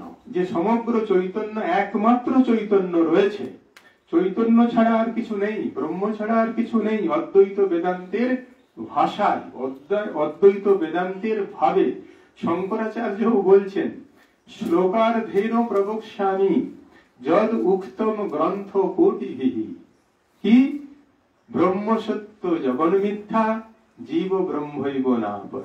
এই আচার্য শঙ্করের কথা, শিবাবতারের কথা, তিনিও অবতার, যে একমাত্র ব্রহ্ম হচ্ছে সত্য। শ্লোকার্ধেন প্রবক্ষ্যামি যদ উক্তম গ্রন্থ কোটিভিঃ, কোটি কোটি গ্রন্থে যে কথা বলেছে ধর্মশাস্ত্রে, সেটা কি না ব্রহ্ম সত্য, আর যেটা আমরা দেখছি জগৎ, এটা হচ্ছে মিথ্যা। মিথ্যা মানে নেই তা নয়, আমরা দেখছি। মিথ্যা মানে এর স্থায়িত্ব নেই, মিথ্যা মানে এর নিত্যতা নেই, এটা হচ্ছে অনিত্য। আজকে আমরা আম গাছটা দেখছি, কয়েক বছর পরে কিন্তু আম গাছটা নষ্ট হয়ে যাবে। আজকে আমরা এতজন মানুষকে দেখছি, দেখুন 50 বছর পরে ওই 2-3টি শিশুকে বাদ দিয়ে দিলে আর কেউ থাকবো না আমরা। এটা হচ্ছে মিথ্যা। এটা ঠাকুরের ভাষায় অভেদ। যিনি ব্রহ্ম তিনি শক্তি, শক্তি ক্রিয়াশীল। সেই ক্রিয়াশীল শক্তির মধ্যে 3খানা গুণ কাজ করে, সত্য, রজ, তম। দেখুন আমি বললাম, ঠাকুর বললেন জগতে বিলীন হয়ে যায়, যার যা তত্ত্ব রয়েছে সেই তত্ত্বে চলে যায়। আকাশ, এই শরীরের যে যতটা পরিমাণ আকাশ তত্ত্ব রয়েছে, আকাশ তত্ত্বে মিশ্রিত হয়ে যায়। যতটা বাতাস তত্ত্ব রয়েছে, বায়ু তত্ত্ব, সেটা বায়ুতে মিলিত হয়ে যায়। যতটা অগ্নি তত্ত্ব রয়েছে, দেখুন আমার শরীরে টেম্পারেচার রয়েছে, অগ্নি তত্ত্ব অগ্নি তত্ত্বে চলে যায়। শরীরে জল রয়েছে, জলের তত্ত্বে চলে যায়, আবার যেটা মৃত্তিকার তত্ত্ব রয়েছে সেটা মৃত্তিকাতে চলে যায়। আর কি হয় না, আমার মধ্যে যে জীবাত্মা রয়েছে, যে এখনো পূর্ণ হতে পারেনি, যে পরমাত্মার সাথে মিলিত হতে পারেনি, এই শরীরটাকে ত্যাগ করে ওই জীবাত্মাটা বেরিয়ে যায়। গীতাতে বলছে কিরকম না, একটা ফুল যখন ফুটে গন্ধটা দেখুন দূর থেকে পাওয়া যায়। কি করে পাওয়া যায় না, বাতাসে ওই গন্ধটাকে বয়ে নিয়ে আসে। ঠিক সেরকম জীবাত্মা এই যে আমাদের সূক্ষ্ম শরীর রয়েছে, ইন্দ্রিয় রয়েছে, প্রাণ রয়েছে, মন বুদ্ধি রয়েছে, এইগুলোকে সব নিয়ে জীবাত্মা এই শরীর ত্যাগ করে চলে যায়। শরীরটা শুধু পড়ে থাকে এই ঘরের মতো, এই শরীরটা একটা ঘরের মতো, কক্ষের মতো, এটাকে ত্যাগ করে চলে যেতে হয়। কিন্তু আমরা সবাই শরীর সর্বস্ব, দেখুন শরীরটাকে আমরা আমি ভাবি, কিন্তু আমার আমিটা আসলে শরীর নয়। আমিটা হচ্ছে জীবাত্মা, সে আমি করছে, তার আসল স্বরূপ হচ্ছে আবার সে পরমাত্মা। মানে আমার আমিটাই হচ্ছে ঈশ্বরের আমি। শাস্ত্রে অনেক রকমের ব্যাখ্যা রয়েছে, অনেক সময় লাগবে সেগুলো আলোচনা করতে, আমি সেদিকে যাচ্ছি না। তো আমার এই ক্ষুদ্র আমিটাই আসলে ঈশ্বরের আমি। তো কতক্ষণ এই জার্নিটা চলবে এক স্টেশন থেকে এক স্টেশন, যতক্ষণ না আমরা আমাদের এই জীবাত্মা পরমাত্মার সাথে একীভূত হচ্ছে, যতক্ষণ না আমরা আমাদের স্বরূপকে জানতে পারছি, ততক্ষণ আমাদের এই জার্নি চলবে। একটা শরীর ছেড়ে আরেকটা শরীর, যেমন একটা প্ল্যাটফর্মকে ছেড়ে আরেকটা প্ল্যাটফর্ম, এরকম ছেড়ে ছেড়ে আমরা আমাদের গন্তব্যস্থলে যাচ্ছি। গন্তব্যস্থল যদি বৃন্দাবন হয়, দেখুন কয়েকশো হয়তো স্টেশন পড়বে বিষ্ণুপুর থেকে। তো সেই স্টেশনগুলো অতিক্রম না করলে তো আমি বৃন্দাবনে পৌঁছাবো না। ঠিক সেই রকমই আমার জীবাত্মা যে জার্নি শুরু করেছে এক কোষ থেকে মনোসেলুলার থেকে, সেখান থেকে ক্রমান্বয়ে সে সাধন করতে করতে বিভিন্ন কীট পতঙ্গ, জীব জন্তু, গাছপালা হয়ে হয়ে মানুষের পরে সাধন, তারপরে গিয়ে সে মিলিত হবে। মানে এতগুলো জন্ম অতিক্রম করে গিয়ে সে ভগবানের সাথে মিলিত হবে। এখন মানুষ জন্মটি শাস্ত্র বলছে শ্রেষ্ঠ জন্ম, যে জন্মে ভগবান লাভ হতে পারে। মানুষ যদি চেষ্টা করে, মানুষ যদি সাধন ভজন করে, তাহলে সে ভগবান লাভ করতে পারে। ঠাকুরও বলছেন, কাকেই বা বলি আর কেই বা শোনে, যে এই জীবনেই ভগবান লাভ হতে পারে সাধন ভজন করলে। কিন্তু মানুষ তো শোনবার নয়, আপনারা তো জানেন, কেউ কথা শুনতে চায় না। আমার সৌভাগ্য যে আপনারা ডেকেছেন আমার কথা শোনার জন্য। যদিও আমার কথা নয়, আমি যেগুলো কথা বলছি ঠাকুর মায়ের কথাই বলছি, শাস্ত্রের কথাই বলছি। আমার কথা হলেও আপনারা শুনতেন না, কেউ শুনবে না। তো আমি ঠাকুর মায়া স্বামীজির কথা বলছি আর শাস্ত্রের কথা বলছি, তাই আপনারা শুনছেন বা আপনাদের ভালো লাগছে। তো আমাদের জার্নি শেষ হবে ওই আমাদের যেটা উদ্দেশ্য, ভগবানের কাছে যখন আমরা গিয়ে পৌঁছাবো, ঈশ্বরের কাছে যখন গিয়ে আমরা পৌঁছাবো, তখন গিয়ে আমাদের জীবনের জার্নিটা শেষ হবে। তার জন্য কয়েক জীবন লাগবে। গীতাতেও বলছেন শ্রী ভগবান, বহুনাম জন্মনাম অন্তে জ্ঞানবান মাম প্রপদ্যতে। সেই জ্ঞানটি যে আমি ব্রহ্ম, আমি পরমাত্মা, আমি ঈশ্বর, এটা বহু জন্মের পরে ভগবান এই জ্ঞানটি আমাদেরকে দেন, কৃপা করে দেন। তার কৃপাতে সেটা হয়। তার জন্য আমাদের সাধন করার প্রয়োজন। ঠাকুর বলেছেন সাধন না করলে হবে না। স্বামীজিও বলছেন ঠাকুর আমাদের সাধন করতে বলেছেন। তো সেখানে সাধনটা কি সাধারণ মানুষের জন্য? আমরা তো দেখলাম যে শ্রীরামকৃষ্ণ হলেন সেই অখণ্ড সচ্চিদানন্দ। তিনি তার মুখ দিয়ে কথা বললেন, কথা বলে আমাদের জানিয়ে দিয়ে গেলেন সেই অখণ্ড সচ্চিদানন্দ যে শ্রীরামকৃষ্ণ রূপ ধারণ করে এখানে অবতীর্ণ হয়েছে। একদিন পঞ্চবটিতে, আপনারা যারা দক্ষিণেশ্বরে গেছেন নিশ্চয়ই পঞ্চবটি ঝাউতলার নাম শুনেছেন, বেলতলার নাম শুনেছেন। ঠাকুর মাস্টারমশাইকে নিয়ে ঝাউতলায় গেছেন, প্রায় সন্ধ্যের দিক। ঠাকুর মাস্টারমশাইকে বলছেন, দেখো আমি ঈশ্বর, আমি অবতার, মানুষ হয়ে এসেছি। কে বিশ্বাস করবে? মাস্টারমশাই বিশ্বাস করেছেন। তিনি তার পার্ষদ, তিনি তার গৃহী পার্ষদ, তিনি বিশ্বাস করছেন, তিনি জানেন, তাই তিনি সেগুলো আমাদের জন্য রেখে গেছেন। সেই সম্পদগুলো আজকে আমরা সেগুলোকে চিন্তা করছি, অনুশীলন করছি, ভাবছি। তো ঠাকুর হলেন সাক্ষাৎ অবতার, সাক্ষাৎ ঈশ্বর। তিনি মানুষ রূপ ধারণ করে এসেছেন আমাদের জন্য, আমাদের কল্যাণের জন্য। তার জীবন আপনাদের হয়তো অল্প বিস্তর জানা রয়েছে, তার খুব বৃহৎ জীবন রয়েছে। লীলা প্রসঙ্গে শ্রী শ্রী রামকৃষ্ণ লীলা প্রসঙ্গ রয়েছে। তারই পার্ষদ স্বামী শারদানন্দজি পুঙ্খানুপুঙ্খ রূপে তার জীবন এবং তার সাধন, তার আদর্শ সব সেখানে বর্ণনা করে গেছেন। তো সেই ঈশ্বর, সেই অবতার, তিনি মানুষ হয়ে আমাদের কাছে কিছুদিন আগেই এসেছেন, আমাদের মধ্যে লীলা করে গেছেন এবং আমাদের চলার পথের যেটি নিদান, কিভাবে আমাদের জীবনের পথে চলতে হবে সে সব বলে গেছেন। বিশেষ করে কথামৃতে বলে গেছেন তিনি যে সাধারণ মানুষকে কিভাবে চলতে হবে। অবতার তো তাই আসেন, তিনি তো কোনো রসগোল্লা খেতে আসেন না, তিনি তার জীবন দিয়ে মানুষকে তার পথে, ঈশ্বরের পথে নিয়ে যাওয়ার জন্য তারা আসেন। তো ঠাকুর কথামৃতেই বলছেন এই যে আমরা এত রকমের মানুষ দেখি, বিভিন্ন রকমের মানুষ, তো ঠাকুরের ভাষায় তিনি 4 শ্রেণীতে বিভক্ত করেছেন। এক হচ্ছে নিত্যজীব, এক হচ্ছে মুক্তজীব, তৃতীয় হচ্ছে মুমুক্ষুজীব, আর চতুর্থ হচ্ছে বদ্ধজীব। এখন আমরা কোথায় আছি আমরা ঠাকুরের কথা আলোচনা করলে বুঝতে পারবেন। প্রথমে ঠাকুর বলছেন বদ্ধজীব। বদ্ধজীব কারা? না, ঠাকুর বলছেন যারা বিষয় নিয়ে রয়েছে, সংসারের কর্ম নিয়ে রয়েছে, আর যারা ভুলেও ভগবানের চিন্তা করে না। অনেকে দেখবেন রাস্তায় যেতে যেতেও মা কালীর মন্দির দেখলে আবার মাথায় যাত্রা লাগায়, তাই না? তো ঠাকুর বলছেন বদ্ধজীব যারা, তারা ভুলেও ভগবানের নাম করে না। তারা কি নিয়ে রয়েছে? ওই বিষয় নিয়ে রয়েছে। ঠাকুরের ভাষায় বললে আপনাদের বয়স হয়েছে, কাম কাঞ্চন নিয়ে তারা রয়েছে, যেটি জগতের দুটি একমাত্র ভোগ্য বস্তু, সেই বস্তুগুলিকে নিয়ে তারা তাদের জীবন অতিবাহিত করছে। কাম আর কাঞ্চন বিষয় ভোগ তারা করছে, তারা ভুলেও ভগবানের নাম করে না। ঠাকুর বলছেন যদি বা সময় পায় তাহলে তারা আবোল তাবোল বকে। কি করে ঠিক কথা বলবে? কেননা বিষয় নিয়ে রয়েছে। তো যে মাছের ব্যবসা করে মাছের কথা বলবে, যে ডাক্তার সে রোগী আর ওষুধের কথা বলবে, যে উকিল সে মকদ্দমার কথা বলবে, কি আর যে ফিজিক্সের প্রফেসর সে ফিজিক্সের কথা বলবে। তো জগৎটা এরকম করে চলছে। আমি বললাম না, কেউ মানুষের পিছনে দৌড়াচ্ছে। যে ধরুন পশু চিকিৎসক, সে গরুর কথা বলবে, ছাগলের কথা বলবে, কুকুরের কথা বলবে। তো জগৎটা এরকম করে চলছে, বিষয়ের দিকে তারা এগিয়ে যাচ্ছে, বিষয়টাই তাদের লক্ষ্য। আর বিষয় ভোগ করতে গিয়ে ওর মধ্য দিয়ে তারা কিছু অর্থ রোজগার করছে, আর কিছুই নয়। ওই যে আলিজানের কথা বললাম না, যেন আমার দেশের সর্বশ্রেষ্ঠ চিকিৎসকরা আমার শরীরটাকে বয়ে নিয়ে যায়। আরেকটা রয়েছে যে যখন আমার শরীর নিয়ে যাওয়া হবে ক্রিমেশনের জন্য, আমার যত সম্পত্তি রয়েছে তার অধিকাংশটা যেন ছড়িয়ে দেওয়া হয়। সবাই ছড়িয়ে ছড়িয়ে যাবে আর আমার শরীরটা এগিয়ে যাবে। তাৎপর্য কি? না, আমি দেখো সারা জীবনে এত কিছু করে এত আমি অর্থ সংগ্রহ করলাম, কিন্তু আমি কিছু নিয়ে যেতে পারছি না। আমার নিয়ে যাওয়ার কোনো ক্ষমতাও নেই, আর কেউ আমাকে দেবেও না। আমি ওই জন্য তোমাদের জন্যই রেখে গেলাম যে আমার কিছু নয়। আমি আমার বীরত্ব প্রকাশ করেছি, এখন এই অনিত্য জিনিস আমি এখানে ছেড়ে গেলাম। আমার কোনো ক্ষমতাই নেই, আমি নিয়ে যেতে পারি না এটা। কিন্তু সাধারণ মানুষ তো সেটা বোঝে না। সে তার ছেলের জন্য করে, নাতির জন্য করে, তার উপরে কিছু করে রেখে যেতে চায়, যে যাতে তাদের কষ্ট না হয়।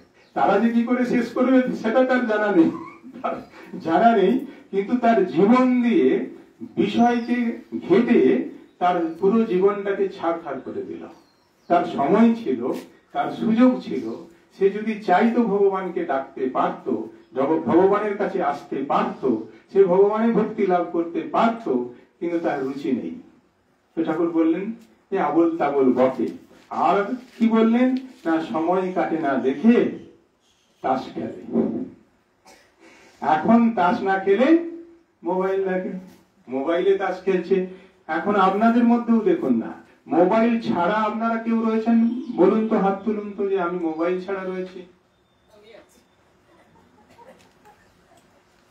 এখন উনি বললেন আমি আছি, হয়তো ওনার পকেটে বা খুঁটে নেই, ওনার ছেলের বা ওনার স্বামী বা ওনার দাদা বা ওনার আত্মীয়ের মোবাইলটা কি ব্যবহার উনি করেন না? দেখতে পেলেন? তাহলে আমরা কি করছি আর ওইটা নিয়ে আমরা কতটা সময় কাটাই সেটা আপনারা জানেন। অন্তত এই বয়সেও আপনারা মোবাইল যুগে জন্ম নেননি, মোবাইল যুগে আপনারা জন্ম নেননি। আজকের ছেলে মেয়ে তো মোবাইলের দিনে জন্ম নিচ্ছে, আপনারা সেই যুগে জন্ম নেননি। আপনাদের জীবনে 30 বছর 40 বছর পেরিয়ে যাওয়ার পরে আপনারা মোবাইল দেখছেন। এখন আপনারা দেখুন মোবাইল উপরে কতটা আপনারা আসক্ত হয়ে পড়েছেন। মোবাইল ছাড়া দেখুন চলছে না। এখন আপনারা মোবাইল ব্যবহার করবেন কি করবেন না বা কিভাবে ব্যবহার করবেন ওটা আমার বলার বিষয় নয়। আমি ঠাকুরের কথা বলতে গিয়ে বলছি যারা বদ্ধ জীব তারা কিভাবে নিজেদের সময়টাকে ব্যয় করে দেয়। কিন্তু তারা চাইলে ভগবানকে ডাকতে পারত, চাইলে তারা ভগবানের কাছে যেতে পারত, তারা চাইলে ভগবানের ভক্তি লাভ করতে পারত, কিন্তু তারা করছে না। তারা ভুলেও ভগবানের কাছে আসছে না। ঠাকুর বলছেন এই মানুষগুলিকে তারা হচ্ছে বদ্ধ জীব। তারপরে বলছেন কিনা মুমুক্ষু জীব। দেখুন বলার পরেও মোবাইল বাজছে। এখন বলুন আপনাদের অবস্থাটা। তাহলে আমাদের তো বলতে ভালো লাগে না, তাই না? আপনারা নিজেদের কথা ভাবুন এখন। তাহলে আমি এখানেই শেষ করে দিই আজকে, কেননা আপনারা আমাকে তো কোঅপারেট করছেন না। আপনারা আমাকে ডেকেছেন, আপনাদের স্মরণও করিয়ে দেওয়া হলো। এখন বলুন, হয় ওই দলেতেই চলে গেলেন, আপনারা বদ্ধজীবের দলেই চলে গেলেন। আবল তাবল বকছেন, মোবাইল ঘাঁটছেন, অন্য চিন্তা করছেন। এত সুন্দর জায়গাতে এসে, মায়ের কাছে এসে, সাধু রয়েছে, সে তার সময় ব্যয় করে এখানে এসেছে মাতৃমন্দির থেকে অর্ধেকটা দিন। আমার জীবনের মূল্য রয়েছে, তাই না আমি ঘর ছেড়ে বেরিয়েছি। আমি শান্তনুর ভালোবাসায় পড়ে এসেছি, সে ঠাকুরকে ভালোবাসে বলে। আমি তো শান্তনুর কাছে কিছু চাইনি। যাক, আমি যাচ্ছি এখন মুমুক্ষু জীবে। আপনারা যা পারেন করুন, এতেছি যখন বলতে হবে, কেন নইলে আবার শান্তনু গাড়ি ভাড়া দেবে না। তো মুমুক্ষু জীব কাদেরকে বলা হয় না? যারা ভগবানের নাম করে, যারা ভগবানকে চায়, যারা ভগবানকে ভালোবাসতে চায়, ভগবানকে পেতে চায়, ভগবানের কথা শুনতে যাদের ভালো লাগে, ঠাকুর বললেন এরা হচ্ছে মুমুক্ষু জীব। এদের মধ্যে ঠাকুর বলছেন দু একজনা ভগবানকে ডাকতে ডাকতে, ভগবানের সাধন করতে করতে মুক্ত হয়ে যায়, মানে জীবাত্মা পরমাত্মার সাথে মিলিত হয়, বা আমরা ভগবানের দর্শন পাই, বা আমরা আমাদের স্বরূপকে উপলব্ধি করতে পারি। তারা হলো মুমুক্ষু জীব। আর এক শ্রেণীর জীব রয়েছে, ঠাকুর বলছেন নিত্য জীব। তারা কখনোই সংসারে বদ্ধ হয় না। ঠাকুর বলছেন যেমন নারদ, সুখদেবাদি, এরা সব ঋষি মুনি যারা ছিলেন, তারা জন্মে জন্মে ঈশ্বরের জ্ঞান নিয়ে আসেন, আবার চলে যান।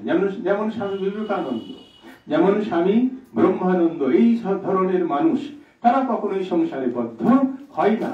আসতে তো হবে সংসারে, আমরা মানুষ যেহেতু। কোনো গাছ থেকে তো আমাদের জন্ম হবে না, কোনো আকাশ থেকে তো আমাদের জন্ম হবে না, মাটি খুঁড়ে তো আমরা বেরোবো না। আমরা মানুষ যেহেতু সংসারে আসছি। কিন্তু ঠাকুর বলছেন যারা নিত্য জীব, তাদের ঈশ্বরের জ্ঞানটা জন্মে জন্মে অটুট থাকে। এরা হলো নিত্য জীব। এই চার ধরনের জীব ঠাকুর বলেছেন। এখন ভগবানের পথে আমরা এগোবো কি করে? ভগবান এসেছেন, আমাদের কিভাবে পথ দেখাচ্ছেন, সেই প্রশ্নও ঠাকুর করেছেন। যদি কেউ আপনারা কথামৃত পড়ে থাকেন, দেখতে পাবেন শুরুর দিকেই রয়েছে যে ঈশ্বরে কি করে মন হয়। কি সুন্দর প্রশ্ন! যারা ভগবানকে ভালোবাসতে চায়, জানতে চায়, ভগবানের কাছে আসতে চায়, এটা তাদের কাছে একটা প্রথম প্রশ্ন যে আপনারা তো বলছেন ভগবানের মন দিতে হবে, সংসার থেকে মনকে নিয়ে এসে ভগবানকে দিতে হবে, তাহলে সেটা করব কি করে, কি উপায়, তার উপায়টা কি? তখন ঠাকুর বলছেন যে ঈশ্বরের নাম গুণগান আর প্রার্থনা করতে হয়, আর মাঝে মাঝে নির্জনে যেতে হয়। নির্জনে গিয়ে ঈশ্বরের চিন্তা করতে হয়। আমাদের কি হয়, যদিও বা আমরা একটু আশ্রমে বা নির্জনে যাই, ওই মোবাইলটাই সাথে করে নিয়ে যায়, আপনাকে নির্জনে থাকতে দেয় না। তো যাই হোক, ঠাকুর বলছেন মাঝে মাঝে নির্জনে যেতে হয়। নির্জনে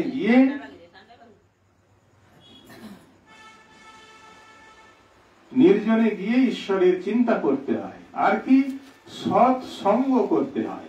এই যে আপনারা আজকে এসেছেন, ভগবানের কথা শুনছেন, পরস্পরে হয়তো দুটো কথা বলছেন, গান হচ্ছে, এই সৎ সঙ্গ করতে হয় ঠাকুর বলছেন। আর কি না, সদসৎ বিচার করতে হয়, কোনটা ভালো না কোনটা মন্দ। আবার বিচার করলেও হবে না, ঠাকুর বলছেন বিচার করে যেটা তুমি মনে করছো ভালো, সেটাকে জীবনে নিতে হয়। বিচার দেখুন আমরা প্রত্যেকেই করি জীবনে চলতে গিয়ে, কিন্তু আমরা কজন নিতে পারি? আপনাদের বললেই আপনারা বুঝতে পারবেন দুধ পান করা ভালো না দারু পান করা ভালো। একটা বাচ্চা ছেলে বলে দেবে, ওই যে দাঁত নখ কাটছেন দাঁতে, ও বলে দেবে কোনটা ভালো, ও বলে দেবে যে দুধ পান করা ভালো, কখনোই বলবে না দারু পান করা ভালো। কিন্তু সমাজে কি চলছে? যে দারু পান করছে তাকেও যদি আমি প্রশ্ন করি, ভাই দুধ পান করা ভালো না দারু পান করা ভালো, কোনটা ঠিক, সেও বলে দেবে দুধ পান করা ভালো। তাহলে বিচার করলে হবে না, ঠাকুর বলছেন যে বিচার করে যেটা ভালো সেটাকে নিতে হবে। আবার আমি আপনাদের প্রশ্ন করি, আপনারা বিপদে পড়ে যাবেন। দেখুন, সত্য বলা ভালো না মিথ্যে বলা ভালো? ও বাচ্চাটি বলে দেবে, আপনাদের তো কথাই ছেড়ে দিচ্ছি। আর আমরা প্রত্যেকেই দ্বিতীয় ভাগে পড়েছি ঈশ্বরচন্দ্র বিদ্যাসাগর মহাশয়ের বইয়েতে সদা সত্য কথা বলিবে। আমরা জানি, বিচারও করলাম, সত্য কথা বলা ভালো। এখন আমি যদি আপনাদের প্রশ্ন করি, সব নীরব থাকবেন, এইটা ধর্ম নয়, এটা ধর্ম নয়। রয়েছে যেখানে ঈশ্বর বুদ্ধি রয়েছে সেখানে হচ্ছে ধর্ম। এরকম আমরা একটা জোট পাঠ করলাম, এটা মন্দ নয় আমি বলছি, এটা ভালো, এটা আমাদের করতে হবে। বদ্ধ জীব থেকে সে মুমুক্ষু জীবে যাবে কি করে, তাকে তো করতেই হবে। কিন্তু যারা আমরা এখানে এসেছি, কেউ 1 বছর, কেউ 2 বছর, কেউ 5 বছর, কেউ 20 বছর, তারাও মুখে বলছে সত্য কথা বলা ভালো। ঠাকুর শ্রীরামকৃষ্ণদেব বলে গেছেন সত্য কথা কলির তপস্যা। যখন প্রশ্ন করা হয় নীরব, এটা ধর্ম নয়, এটা হচ্ছে চালাকি, এটা হচ্ছে কপটতা। আর চালাকির দ্বারা স্বামীজি বলছেন কোন মহৎ কাজ হয় না। আপনারা সত্য কথা বলবেন কি বলবেন না ওটা আমি বলতে আমার বিষয়ই নয়। ঠাকুর বলেছেন সত্য কথা কলির তপস্যা। এখন আপনারা কি করবেন দেখুন, মা বলেছেন যে সত্যকে আশ্রয় করে থাকি, যে সত্য কথা বলে, কি সুন্দর কথা, সে ভগবানের কোলে শুয়ে রয়েছে। কি ভগবান ভগবান আপনারা করছেন, কোথায় ভগবানকে খুঁজতে যাচ্ছেন? সত্য কথা বলতে কোনো ভগবানের কাছে ধরে যেতে হবে না। এই সুরেশ্বর সেনের বাড়িতে আসতে হবে না, মৃন্ময়ী ছিন্নমস্তা সর্বমঙ্গলায় যেতে হবে না, আর বৃন্দাবন পুরী বেলুড় মঠ যেতে হবে না। ঠাকুরের কথাতে কোথাও লেখা নেই, শুধু ঠাকুর বলে গেলেন সত্য কথা কলির তপস্যা। আর মা সেটাকে সাপোর্ট দিলেন, যে সত্য কথা বলেন তিনি ভগবানের কোলে শুয়ে থাকেন। এখন আপনারা দেখুন ভগবান লাভ করতে গিয়ে কি করবেন, আপনারা ভাবুন। আরেকটি তপস্যার কথা ঠাকুর বলেছেন, সেটি হচ্ছে কলিযুগে ভক্তি যোগ। কি না, নাম গুণগান আর প্রার্থনা। ভক্তি যোগ যেমন আমাদের ভাগবতে রয়েছে নবদা ভক্তির কথা, শ্রবণম কীর্তনম বিষ্ণু স্মরণম পদ সেবনম অর্চনম বন্দনম দাস্যম সখ্যম আত্মনিবেদনম। এই 9 প্রকারে ভগবানে আমরা ভগবানকে ভালোবাসতে পারি। আর ঠাকুর সেক্ষেত্রে আরো কমিয়ে দিলেন, বললেন তার নাম গুণগান আর প্রার্থনা। শুধু অনুরাগের সাথে, আন্তরিকতার সাথে, শ্রদ্ধার সাথে, ভালোবাসার সাথে ভগবানের নাম করতে হবে, আর তার কাছে প্রার্থনা করতে হবে। বিষয় প্রার্থনা নয়, বিষয় প্রার্থনা করলেও ভগবান পূরণ করবেন, আমরা তার সন্তান। কিন্তু যারা আমরা ভক্ত, আমাদের তার কাছে ভক্তি, বিশ্বাস, বিবেক, বৈরাগ্য এইসবই প্রার্থনা করতে হবে। যদি আমরা করতে পারি তাহলে আমাদের জীবন ধন্য হবে। অন্তত এই দুটো কথা প্রসঙ্গে আমি বললাম। আমি ভালো কথা বলতেই এসেছি, ঠাকুরের কথা বলতেই এসেছি। সারা কথামৃত ঘেঁটে আমরা দেখেছি কলিযুগের জন্য ঠাকুর এই দুটো কথাই বলে গেছেন। কলিযুগ এই শব্দটাকে রেখে সত্য কথা কলির তপস্যা আর কলিযুগে ভক্তিযোগ। অনেক বড় শ্লোকাকারে কিছু বলেননি, কোন সংস্কৃতিও বলেননি যে আমাদের টিকা টিপ্পণী ভাষ্য লাগবে আরো কোন আচার্যের কাছ থেকে, ইংরাজি শব্দও বলেননি। তো আমাদের নিজেদের মেঠো শব্দে বাংলা ভাষায় আমাদেরকে ঠাকুর বলে গেছেন সত্য কথা কলির তপস্যা। 3টে শব্দ দেখুন, ওই 3টে শব্দ সাধন করলেই মা বললেন সে ভগবানের কোলে শুয়ে রয়েছে। আর কিনা কলিযুগে ভক্তিযোগ, 2টো শব্দ, কলিযুগে ভক্তিযোগ। সেই ভক্তিযোগটা কি না, ভগবানের নাম গুণগান করা আর প্রার্থনা করা। অতি সহজ, কিন্তু আন্তরিক করতে হবে। আমাদের কি হয়, ঠাকুর বলছেন বা শাস্ত্রও বলছেন, ওই যে অপ্রমত্তেন বেদ্ধব্যং সর্বতন্ময় ভবেৎ, উপনিষদের যে শ্লোক বললাম, অপ্রমত্তেন মানে অন্যদিকে মন দিলে হবে না। গীতাতেও রয়েছে অনন্য চেতা সততম যোমাম স্মরতি নিত্যশঃ তস্যাহং সুলভ পার্থ নিত্যযুক্তস্য যোগিনঃ। যে অনন্য চেতা হয়ে, অন্য চেতা হলে হবে না। অন্য চেতা মানে অন্য বিষয়ে মন দিয়ে ভগবানকে ডাকলে হবে না, অনন্য চেতা হতে হবে। যে শুধুমাত্র ভগবানকে ডাকি সমস্ত মন দিয়ে, তার কাছে আমি সুলভ। তার নিজের মুখের কথা, তার কাছে আমি সুলভ। সেই নিত্যযুক্ত যোগীর কাছে, যে সর্বদা আমাকে স্মরণ করে। গীতার অষ্টাদশ অধ্যায়ে সব রকমের যোগ ভগবান শোনালেন অর্জুনকে। তারপরে তিনি শেষ অধ্যায়ের শেষের দিকে গিয়ে বলছেন, সর্বগুহ্যতমম ভূয়ঃ শ্রেণুমে পরমং বচঃ। সবচেয়ে গুহ্যতম গোপনীয় শব্দটা, কথাটা তোমাকে আমি পুনরায় বলছি। আগে বলা হয়ে গেছে, যে কথাটা বললাম এটা অষ্টম অধ্যায়ে রয়েছে। তিনি অষ্টাদশ অধ্যায়ে গিয়ে বলছেন আর কি না, ইষ্ট শিবে দৃঢ়মিতে, তুমি আমার প্রিয় হও তাই আমি বলছি, তোমার হিতের জন্য, বক্সামিতে হিতম, তোমার হিতের জন্য আমি এই কথাটা বলছি। কি না, মনমনা ভব মদ ভক্ত মদ জাজি মাম নমস্কুরু মামে বৈশ্বসী সত্যন্তে প্রতিজানে প্রিয়সিনী। তুমি যদি এই চারটি জিনিস করতে পারো, তাহলে মামে বৈশ্বসী, মাম এব ঈশ্বসী, তুমি আমাকেই প্রাপ্ত হবে। প্রতিজানে প্রিয়সিনী, তুমি আমার প্রিয়, তুমি আমার সখা। তাই প্রতিজানে মানে আমি প্রতিজ্ঞা করে বলছি। ভগবানের আবার কিসের প্রতিজ্ঞা করার প্রয়োজন রয়েছে? তিনি তো সর্বদাই সত্য কথা বলেন, তিনি তো সত্যস্বর ভগবান না। কিন্তু আমরা সাধারণ মানুষের জন্য ভগবান এই কথাটা বললেন, প্রতিজানে প্রিয়সিনী, তুমি আমার প্রিয় হও, তাই আমি প্রতিজ্ঞা করে বলছি, যদি মনমনা ভব মদ ভক্ত মদ জাজি মাম নমস্কুর, এই চারটে সাধন করতে পারো, তুমি আমাকে প্রাপ্ত হবে। মনমনা ভব মানে আমার যদি তুমি ভাবনা ভাবো, আমার চিন্তা করো, আমার রূপের হতে পারে, আমার গুণের হতে পারে, আমার কথার হতে পারে, আমার লীলার হতে পারে, মনমনা ভব। মদ ভক্ত মানে তুমি যদি আমাকে ভালোবাসো, আমার প্রিয়, আমাকে প্রিয় করো তুমি, তাহলে হতে পারে। মদ জাজি, যদি তুমি আমার পুজো করো। আর মাম নমস্কুর, যদি তুমি আমাকে প্রণাম করো, নমস্কার করো, তাহলে তুমি আমাকেই প্রাপ্ত হবে। তার স্মরণ মনন করা, তার নাম করা, তাকে ভালোবাসা, ভক্তি করা। ঠাকুর যে কথা বলছেন, আমাদের জীবনের উদ্দেশ্য যেমন ঈশ্বর লাভ, একই কথা ঠাকুর বলছেন ভক্তি লাভ, ভগবানকে ভালোবাসা, এটি আমাদের জীবনের উদ্দেশ্য। তো সেইগুলি করতে গেলে তার চিন্তা ভাবনা করতে হবে, নাম নিতে হবে, স্মরণ মনন করতে হবে, তাকে ভালোবাসতে হবে। মদ জাজি, তাকে পুজো করতে হবে।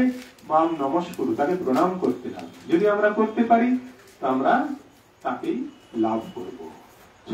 তার পরের শ্লোকই রয়েছে, সর্বধর্মান পরিত্যাজ্য মাম একম শরণং ব্রজ অহং ত্বাং সর্ব পাপেভ্যো মোক্ষয়িষ্যামি মা শুচঃ। মুক্তির তুমি কোন ব্যস্ত হয়েও না তার জন্য, ও তুমি মুক্তি প্রাপ্ত হবে।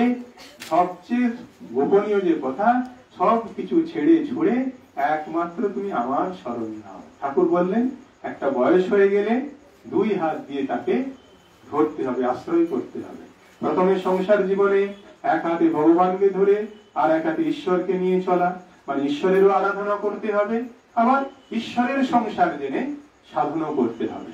এই চলতে চলতে একটা বয়সের পরে, যেমন বললাম মানব প্রস্থে 50-55 পরে ঠাকুর বলছেন, তখন সময় হয়েছে দুই হাত দিয়ে ভগবানকে আশ্রয় করো, ভগবানকেই একমাত্র নিজের জীবনের যথা সর্বস্ব করো। তাহলে কি হবে? ভগবান শেষ সময়েও তোমার কাছে হাজির হবেন, তুমিও তাকে স্মরণ মনন করতে করতে শরীর ছাড়বে, তোমার ভগবানই গতি হবে। অন্তকালে চমামেব স্মরণ মুক্ত্বা কলেবরম যহ প্রয়াতি সমদ্ভাবম জাতি নাস্তত্র সংশয়। অন্তকালে মানে মৃত্যুর সময় ভগবান বলছেন গীতাতে, যে আমাকে স্মরণ করতে করতে শরীর ত্যাগ করে, কোনো সংশয় নেই সে আমাকেই প্রাপ্ত হবে। কিন্তু তার জন্যে ঠাকুরও বলছেন, মাও বলছেন, সমস্ত ধর্মগুরুরা বলছেন, শুরু করতে হবে অনেক আগের থেকে, না হলে পাখিটার মতন হবে। রাধাকৃষ্ণ শেখানো হলো, সে বলছেও, খাবার দিচ্ছেন, বল রাধাকৃষ্ণ বলছে, বেড়াল যখন এসে ধরে করতে থাকে, তখন কি হবে? সারা জীবন যদি ভগবানের স্মরণ মনন না করেন, তখন হয় নাতির মুখ মনে পড়বে, বা মাছের ব্যবসা করছিলেন মাছের কথা মনে পড়বে, বা ডাক্তারি করছিলেন তো কোনো রোগের কথা মনে পড়বে, বা কেমিস্ট্রি নিয়ে পড়াশোনা করেছেন, প্রফেসরি করেছেন তো সেই সব বিষয় ইকুয়েশন চলে আসবে, বা আপনি ধরুন কোন একজন পাইলট ফ্লাইট চালিয়েছেন সারা জীবন, তখন উড়তেই থাকবে। এই সব বিষয়গুলো তখন শেষের দিনে চলে আসবে। তার জন্য ঠাকুর বলছেন, সাধু সাবধান, মানে ভক্তেরা সাবধান। যদি আপনারা আন্তরিক, মানে আমরা, আপনারা মানে আমরা, যদি আমরা ভগবানের প্রতি আন্তরিক না হই, ভগবানকে যদি আমরা আমাদের জীবনের যথাসর্বস্ব না করতে পারি, তাহলে আমরা ভুল করব। আবার আমাদের জন্ম হবে, আবার এই রকম দুঃখের মধ্য দিয়ে জীবন কাটবে, আবার আমাদের সংসার যাত্রা নির্বাহ হবে, আবার মৃত্যু হবে, আবার জন্ম হবে। আমাদের শাস্ত্র বলছে এরকমই হবে। কিন্তু যদি একটুখানি চৈতন্য হয়েছে, শুভ বুদ্ধি এসেছে, ভালো হবার ইচ্ছা জেগেছে, তখন ঠাকুর বলছেন তাহলে ভগবানকেই একমাত্র নিজেদের আশ্রয় করতে হবে। না হলে কি হবে? দেরি হয়ে যাবে, দেরি হয়ে যাবে। এখন যদি আমরা উঠে পড়ে লাগি, ভালো চিকিৎসকের যদি আমরা আশ্রয় নিই, আর তার কথা মতো যদি আমরা ওষুধ খাই, তাহলে হয়তো রোগ সারলেও সারতে পারে। কেননা ঠাকুর হলেন আমাদের ভবরোগ বৈদ্য, তিনি সর্ববৃহৎ সর্ব উত্তম চিকিৎসক। তার যদি আমরা সহায়তা নিই, আমি যেহেতু ঠাকুরের আশ্রয়ে আছি বলে ঠাকুরের কথা বলছি, মানে যে কোনো শ্রী ভগবানের আশ্রয় নিলেই হবে। যে কোনো ভগবানের আশ্রয় নিয়ে যদি আমরা আমাদের জীবনটাকে অতিবাহিত করতে পারি, তাহলে লাভবান হব।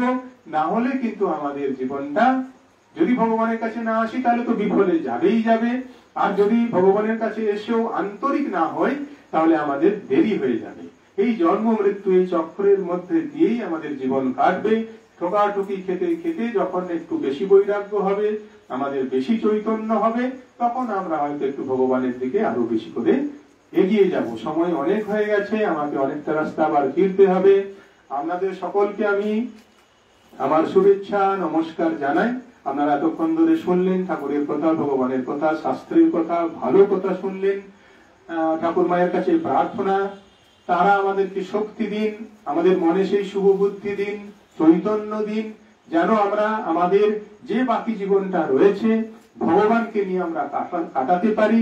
সংসারে তো থাকতেই হবে, সংসারের কাজও করতে হবে। সংসারের কাজকে ঈশ্বরের কাজ জেনে, আর সংসারে যে সমস্ত মানুষজন রয়েছে বা জীবজন্তু রয়েছে, তারা ঈশ্বরের এক একটি রূপ জেনে তাদের সাথে যদি সেভাবে ব্যবহার করতে পারি, তাহলে আমাদের প্রভূত কল্যাণ। আর তার জন্য আমাদের চেষ্টাও করতে হবে।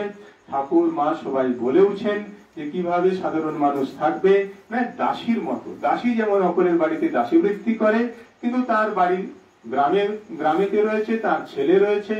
দাসীর কি হয় না, মনিবের ছেলেকে তার নিজের ছেলের মতন মানুষ করে, কিন্তু মানুষ করলেও তার নিজের ছেলে গ্রামে রয়েছে, সেই রাম সেই হরি কি করছে কি খাচ্ছে তার দিকেই মনটা পড়ে থাকে। তো ঠাকুর বলছেন ঠিক সেই রকম করে সংসারেতে থেকে ভগবানের দিকে মন রেখে যদি আমরা সংসার যাত্রা নির্বাহ করতে পারি, আমাদের কল্যাণ, তারাও আমাদের কৃপা করবেন। আর এটা করা সম্ভব ঠাকুর বলছেন।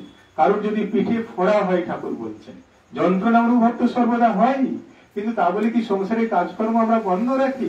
আমরা সংসারের কাজকর্ম করি, পিঠে খানিকটা মন থাকে আর কিছু মন থাকে আমাদের কাজে।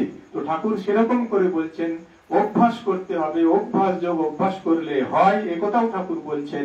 ভগবানের মন রেখে, ভগবানের মন দিয়ে, ভগবানের নাম করতে করতে, তাকে স্মরণ করতে করতে যদি আমরা সংসারের কাজ করতে পারি, সংসারে থাকতে পারি, তাহলে আমাদের কল্যাণ। আমরা সংসারে আছি, আমাদের করতেও হবে, আর তো অন্য কোনো রাস্তাও নেই। তো ঠাকুরকে স্মরণ করে, ভগবানকে স্মরণ করে, ঈশ্বরকে স্মরণ করে, যার যা ইষ্ট তাকে স্মরণ করে যদি আমরা সংসারে থাকতে পারি, আর সংসারে সবকিছুই আপনার ইষ্টেরই এক একটি রূপ, কর্মটাও তারই কর্ম, এইভাবে যদি করতে পারি, তাহলে সেটা পুজো হয়ে যায়। গীতাতেও বলেছে, প্রসঙ্গ চলে এলে বেড়ে যায়।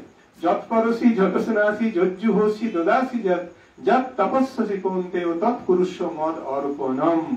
তুমি সংসারে থেকে যা কিছু করছো, হ্যাঁ, তো সবটাই তুমি আমার উদ্দেশ্য করো, আমাকে অর্পণ করো, ফল আমাকে অর্পণ করো, তাহলে সেটা পুজো হয়ে যাবে। তো আপনারা সত্যি ভালো মানুষ, বিষ্ণুপুরের মানুষ। এখানে ঠাকুর এসেছেন, মা এসেছেন, ঠাকুরের এখানে এসেছেন, আর বলা হলো না, আবার প্রসঙ্গে চলে গেলে সময় চলে যাবে। স্বামীজিও এসেছেন, এমন বর্ণনাও রয়েছেন, মা রয়েছেন, মা বলেছেন নিজের মুখে। তো ঠাকুর মা স্বামীজি এখানে এসেছেন, এই যুগের অবতার সাক্ষাৎ ঈশ্বর, সেই জায়গার সেই মাটির মানুষ আপনারা সেখানে বিচরণ করছেন। মা এখানে এসেছেন, এটা মা যখন ছিলেন তখন এটা গৃহ ছিল, ঘর ছিল, এখন এটার মন্দির। তো মা এসেছেন, কালে আরো কত কি হবে আমরা জানি না, ভবিষ্যতে অনেক কিছুই হবে এখানে। তো সেই সব জায়গার মানুষ আপনারাও স্মরণ মনন করছেন ঠাকুরমাকে, আরো করুন। তারাও আমাদেরকে ক্ষমতা দিন যেন আমরা সর্বদা তাদেরকে নিয়ে চলতে পারি, ভগবানকে নিয়ে চলতে পারি। তাদের কাছে এই প্রার্থনা, এবং তাদের দিকে আমরা ধীরে ধীরে এগিয়ে যেতে পারি, এবং অন্তিমে যেন আমরা তাদেরকেই আশ্রয় করে, তাদেরকেই স্মরণ করে আমরা এই পৃথিবী থেকে যেতে পারি। এটি তাদের কাছে আমারও আন্তরিক, সকলের জন্য, আমার নিজের জন্য তাদের শ্রীচরণে এটি আন্তরিক প্রার্থনা। ওম শান্তি শান্তি শান্তি। হরি ওম তৎসৎ। শ্রী রামকৃষ্ণার্পণমস্তু।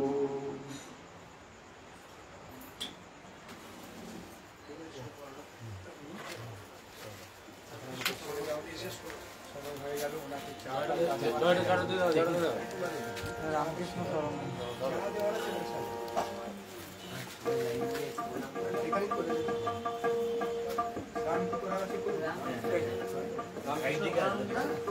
একটা গান করে রামকৃষ্ণ স্মরণ করবো, তখন আমি চাচ্ছি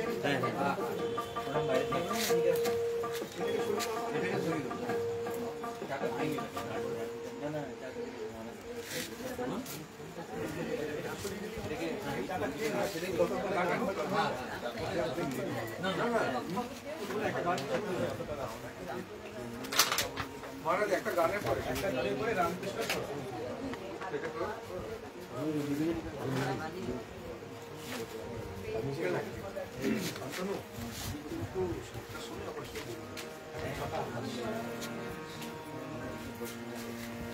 আচ্ছা একটা মিনিট,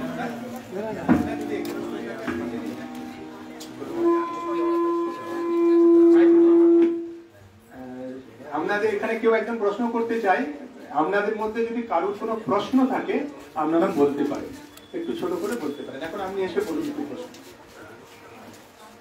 বলুন, ওনাকে মাইক্রোফোনটা দাও। বলুন, তাহলে সবাই শুনবে প্রশ্ন, সবাই উত্তরও শুনবে। আমার জানা থাকলে আমি উত্তরটা দেবো, তাহলে সকলেই শুনবেন আর প্রশ্নটাও সকলে শুনবেন।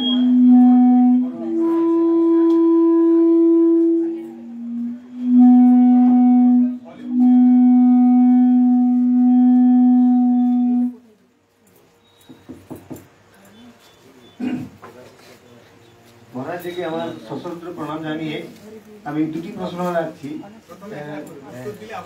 আচ্ছা, এই যে চতুর্বিংশতি তত্ত্ব যে আছে সৃষ্টি রহস্যে, তাতে প্রাণের কোনো উল্লেখ না? পঞ্চপ্রাণ আছে, কিন্তু পঞ্চপ্রাণের সৃষ্টি কি করে হলো? প্রাণের এক নম্বর প্রশ্ন। আর দু নম্বর প্রশ্ন যেটা আমার খুবই মাঝে মাঝে আমি খুঁজে পাই না, জীব আর জড়ের মধ্যে পার্থক্য কি? প্রকৃত জড় বলতে কি বোঝায়? কেননা আমি যদি জড় পদার্থকে আমি যদি এক কথায় এনার্জি বলি, আর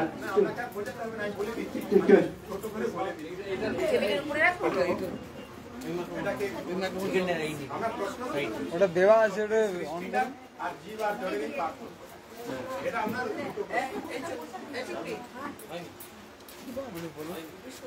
ওই দিদি বললেন আমাকে দুটো করে দিতে, দাঁড়া আমি জেনে নিয়ে আয় এবার। ও দিদি মনে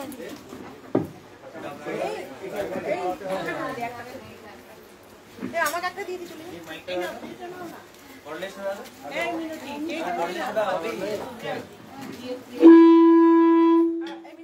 হ্যালো, ওই চতুর্বিংশতি তত্ত্বের যে সৃষ্টিটা, এটা তৈত্তরীয় উপনিষদেই আমাদের ঋষিরা বলে দিয়ে গেছেন। শুরুটা এরকম, তস্মাৎ বা এতস্মাৎ আত্মানঃ আকাশ সম্ভূতঃ। আত্মা থেকে আকাশের সৃষ্টি হয়। এই আকাশ নয়, সূক্ষ্ম আকাশ বলে, তন্মাত্রা তাকে বলা হয়। আকাশ সম্ভূত, আকাশাৎ বায়ু, বায়ুর অগ্নি, অগ্নির আপ, আদ্ভ পৃথিবী। আকাশ তত্ত্ব আবার বায়ু তত্ত্ব মিলিত হয়ে বায়ু, যেটা সব সূক্ষ্ম, আমরা যেটা দেখছি তা না। বায়ু থেকে হয় অগ্নি, অগ্নি থেকে হয় জল, জল হয় পৃথিবী। এবারে এই যে পাঁচটা তত্ত্ব সূক্ষ্ম তন্মাত্রা থাকে পিওর, শুদ্ধ। আকাশ তত্ত্ব, বায়ু তত্ত্ব, অগ্নি তত্ত্ব, জল তত্ত্ব আর পৃথিবী তত্ত্ব, এগুলো শুদ্ধ।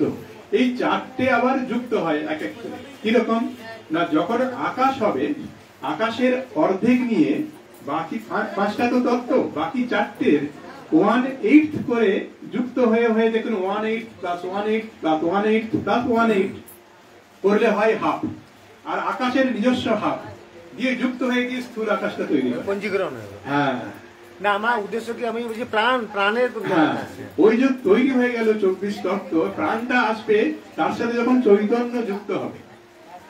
যেমন শুকনো মাটি দিয়ে তো আর মূর্তি হয় না, তার সাথে জলকে যুক্ত করতে হয়। ওই যে তো ঠিক সেরকম গীতাতেও রয়েছে পরাশক্তি অপরাশক্তি, এই মিলিত রূপে তখন এই সৃষ্টি করছে। প্রাণ যে হচ্ছে সেটা চৈতন্য শক্তি। বলুন, আপনি বলুন। হ্যাঁ, আমি একটা ছোট্ট একটা আমি এক্সাম্পল আমি নিচ্ছি। আমি তিনটে জিনিস নিচ্ছি, একটা পাথরের টুকরো, একটা ডিম, একটা আলু। কোনটা জড়, কোনটা চৈতন্য? এখন দেখুন, শাস্ত্রের ভাষায়, উপনিষদের ভাষাতে জড় বলে কিছু নেই। হ্যাঁ, এইটাই আমি সর্বম খল্লিদম ব্রহ্ম। এখন মূল কথাটা হচ্ছে আমরা জড় আর চৈতন্যের পার্থক্য করছি কোথায়? না, যেখানে চৈতন্যের প্রকাশের কারণে। জড়ে চৈতন্যের প্রকাশটা হচ্ছে সর্বনিম্ন, মানুষের চৈতন্যের প্রকাশটা হচ্ছে সর্বোচ্চ। জড় বলে কিছু নেই, সব চৈতন্য ওই জিনিসটাই উপনিষদের ভাষায়, আর সেটাই সত্য। আমাদের জড় দৃষ্টিতে আমরা এটাকে জড় বলে দিচ্ছি, কিন্তু এটা চৈতন্য। সর্বম কল্লিতম ব্রহ্ম যদি হয় উপনিষদের সিদ্ধান্ত, ঋষিমুনির সিদ্ধান্ত, তাহলে সেটা কি করে জড় হতে পারে? আবার এই যে আমি যদি জড়টাকে আমি যদি এনার্জি বলি আর চৈতন্য না সি বলি, তাহলে E plus C is equal to G, তাই তো? এগুলো সব জড় জগতের কথা, ইকুয়েশন করে এরকম করে আমরা ব্যাখ্যা করি, কিন্তু মূল তত্ত্বটা হচ্ছে সর্বম খল্লিদম ব্রহ্ম। ঠাকুরের ভাষায়, শাস্ত্রের ভাষায় ঈশ্বরজি বললাম জীব ব্রহ্মৈব না পর, ব্রহ্ম সত্য জগৎ মিথ্যা, জীব ব্রহ্মৈব না পর। জীব, আমরা জীব বলছি, আসলে সে ব্রহ্ম, আসলে সে ঈশ্বর। ওই জন্য ঠাকুর বললেন জীব নয় শিব। আমাদের জড় বুদ্ধি দিয়ে এগুলোর হেরফের হতে থাকে। কিন্তু এই জিনিসটাই আবার দেখুন, তাহলে জীবিত মৃতের মধ্যে পার্থক্য কি? ওই যে বললাম চৈতন্যের প্রকাশের চৈতন্য যদি হয়, যখন জীবিত মানুষের মধ্যে থেকে সূক্ষ্ম শরীর বেরিয়ে যাচ্ছে, তখন সে মৃত হয়ে যাচ্ছে, হয়েছে তো?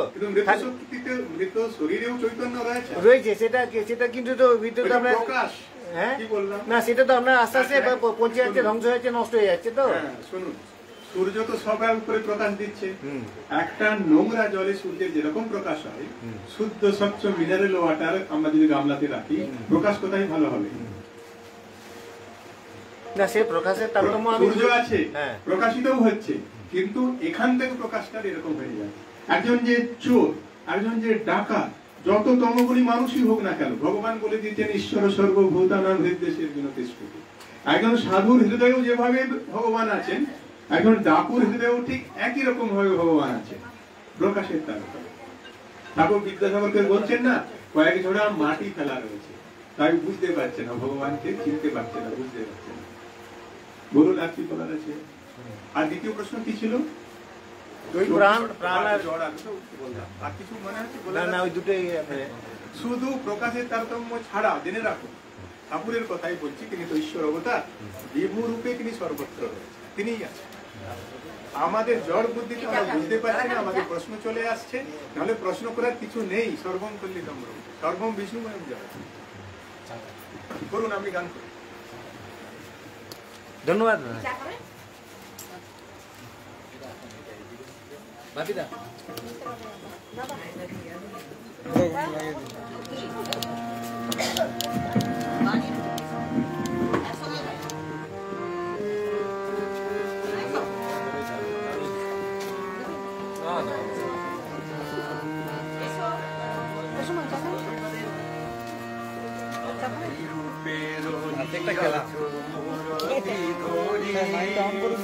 রাম কৃষ্ণ তোমায় প্রণাম করি, রূপের মূরতি ধরি।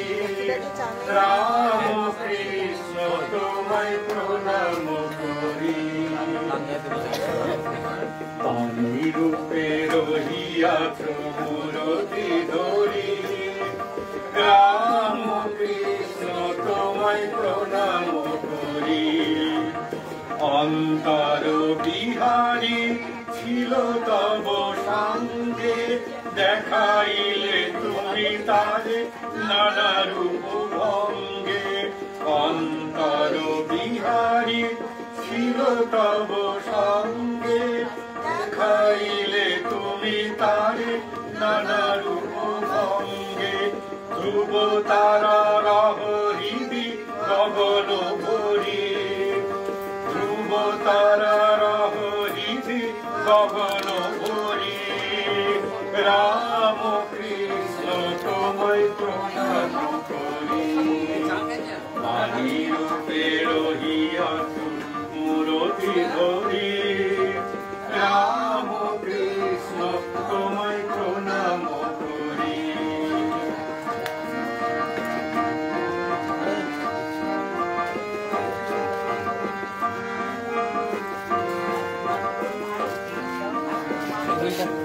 মুক্তি দেউলে ফুটালে যে ফুল প্রেমের সুগন্ধে দুলিল দোলুল মুক্তি দেউলে ফুটালে যে ফুল প্রেমের সুগন্ধে দুলিল দোলুল ভব পারাবারে তুমি পারের তরি ভব পারাবারে তুমি পারের তরি রাম কৃষ্ণ তোমায় প্রণাম করি বাণী রূপে রহিয়াছ মূরতি ধরি রাম কৃষ্ণ তোমায় প্রণাম করি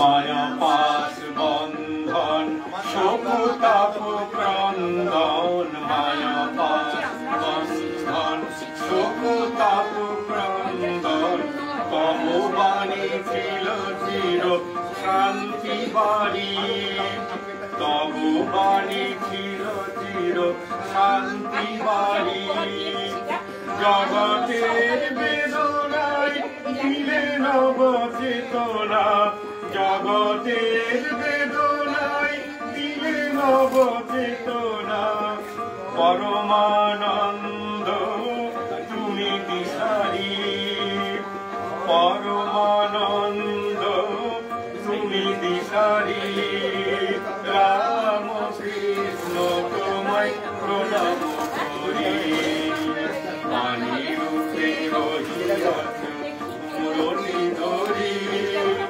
রাম কৃষ্ণ তোমায় প্রণাম করি বাণী রূপে রহিয়াছ মূরতি ধরি রাম কৃষ্ণ তোমায় প্রণাম করি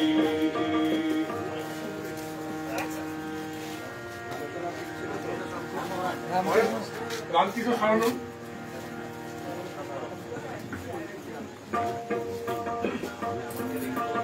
রামকৃষ্ণ শরণম রামকৃষ্ণ শরণম রামকৃষ্ণ শরণম শরণে জয় জয় রামকৃষ্ণ শরণম রামকৃষ্ণ শরণম রামকৃষ্ণ শরণম শরণে মা শারদা শরণম মা শারদা শরণম মা শারদা শরণম শরণে মা শারদা শরণম মা শারদা শরণম মা শারদা শরণম শরণে জয় জয় রাম কৃষ্ণ শরণম রাম কৃষ্ণ শরণম রাম কৃষ্ণ শরণম শরণে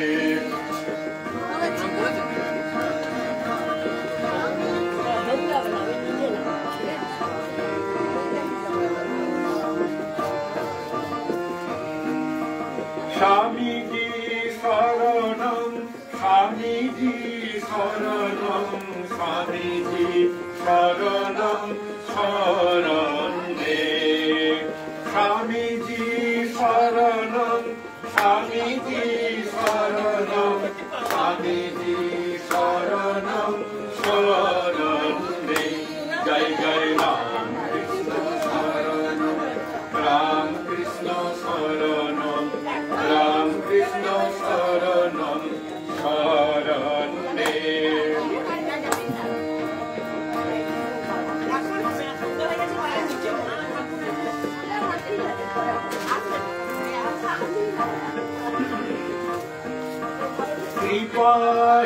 केवलम कृपा ही केवलम कृपा ही केवलम शरण मे प्रभु कृपा ही केवलम कृपा ही केवलम कृपा ही केवलम शरण मे जय जय राम कृष्ण शरणम राम कृष्ण शरणम राम कृष्ण शरणम शरणे शरणागत हम शरणागत हम शरणागत हम शरणे प्रभु शरणागत हम शरणागत हम शरणागत हम शरणे जय जय राम कृष्ण शरणम राम कृष्ण शरणम राम कृष्ण शरणम शरणे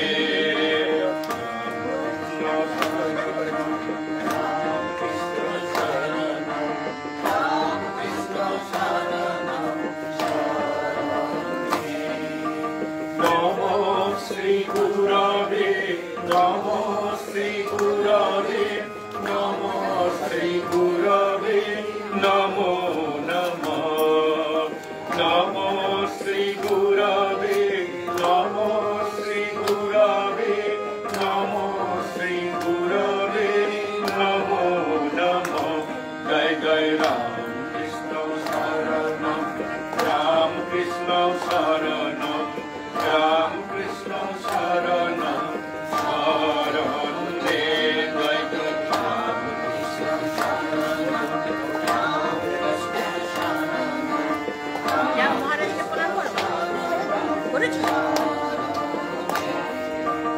राम कृष्ण जय जय राम कृष्ण राम कृष्ण जय जय राम कृष्ण राम कृष्ण जय जय राम कृष्ण राम कृष्ण जय जय राम कृष्ण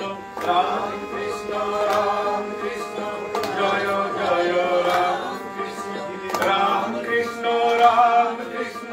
जय जय राम कृष्ण राम कृष्ण जय जय राम कृष्ण राम कृष्ण जय जय राम कृष्ण राम कृष्ण जय जय राम कृष्ण राम कृष्ण शरणम राम कृष्ण शरणम राम कृष्ण शरणम शरणे जय जय राम कृष्ण शरणम राम कृष्ण शरणम राम कृष्ण शरणम शरणे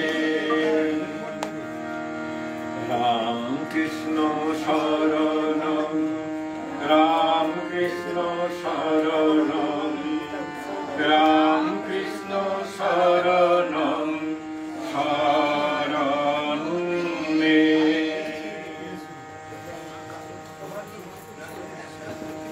जय श्री गुरु महाराज जी की जय ठाकुर श्री रामकृष्ण देव की जय महामाई की जय माँ शारदा माई की जय श्री मदन मोहन बिनमयी सर्वमंगला छिन्नमस्ता माई की जय बालेश्वर शिव जी की जय स्वामी जी महाराज जी की जय गंगा माई की जय भक्त सर्वभक्त भगवान की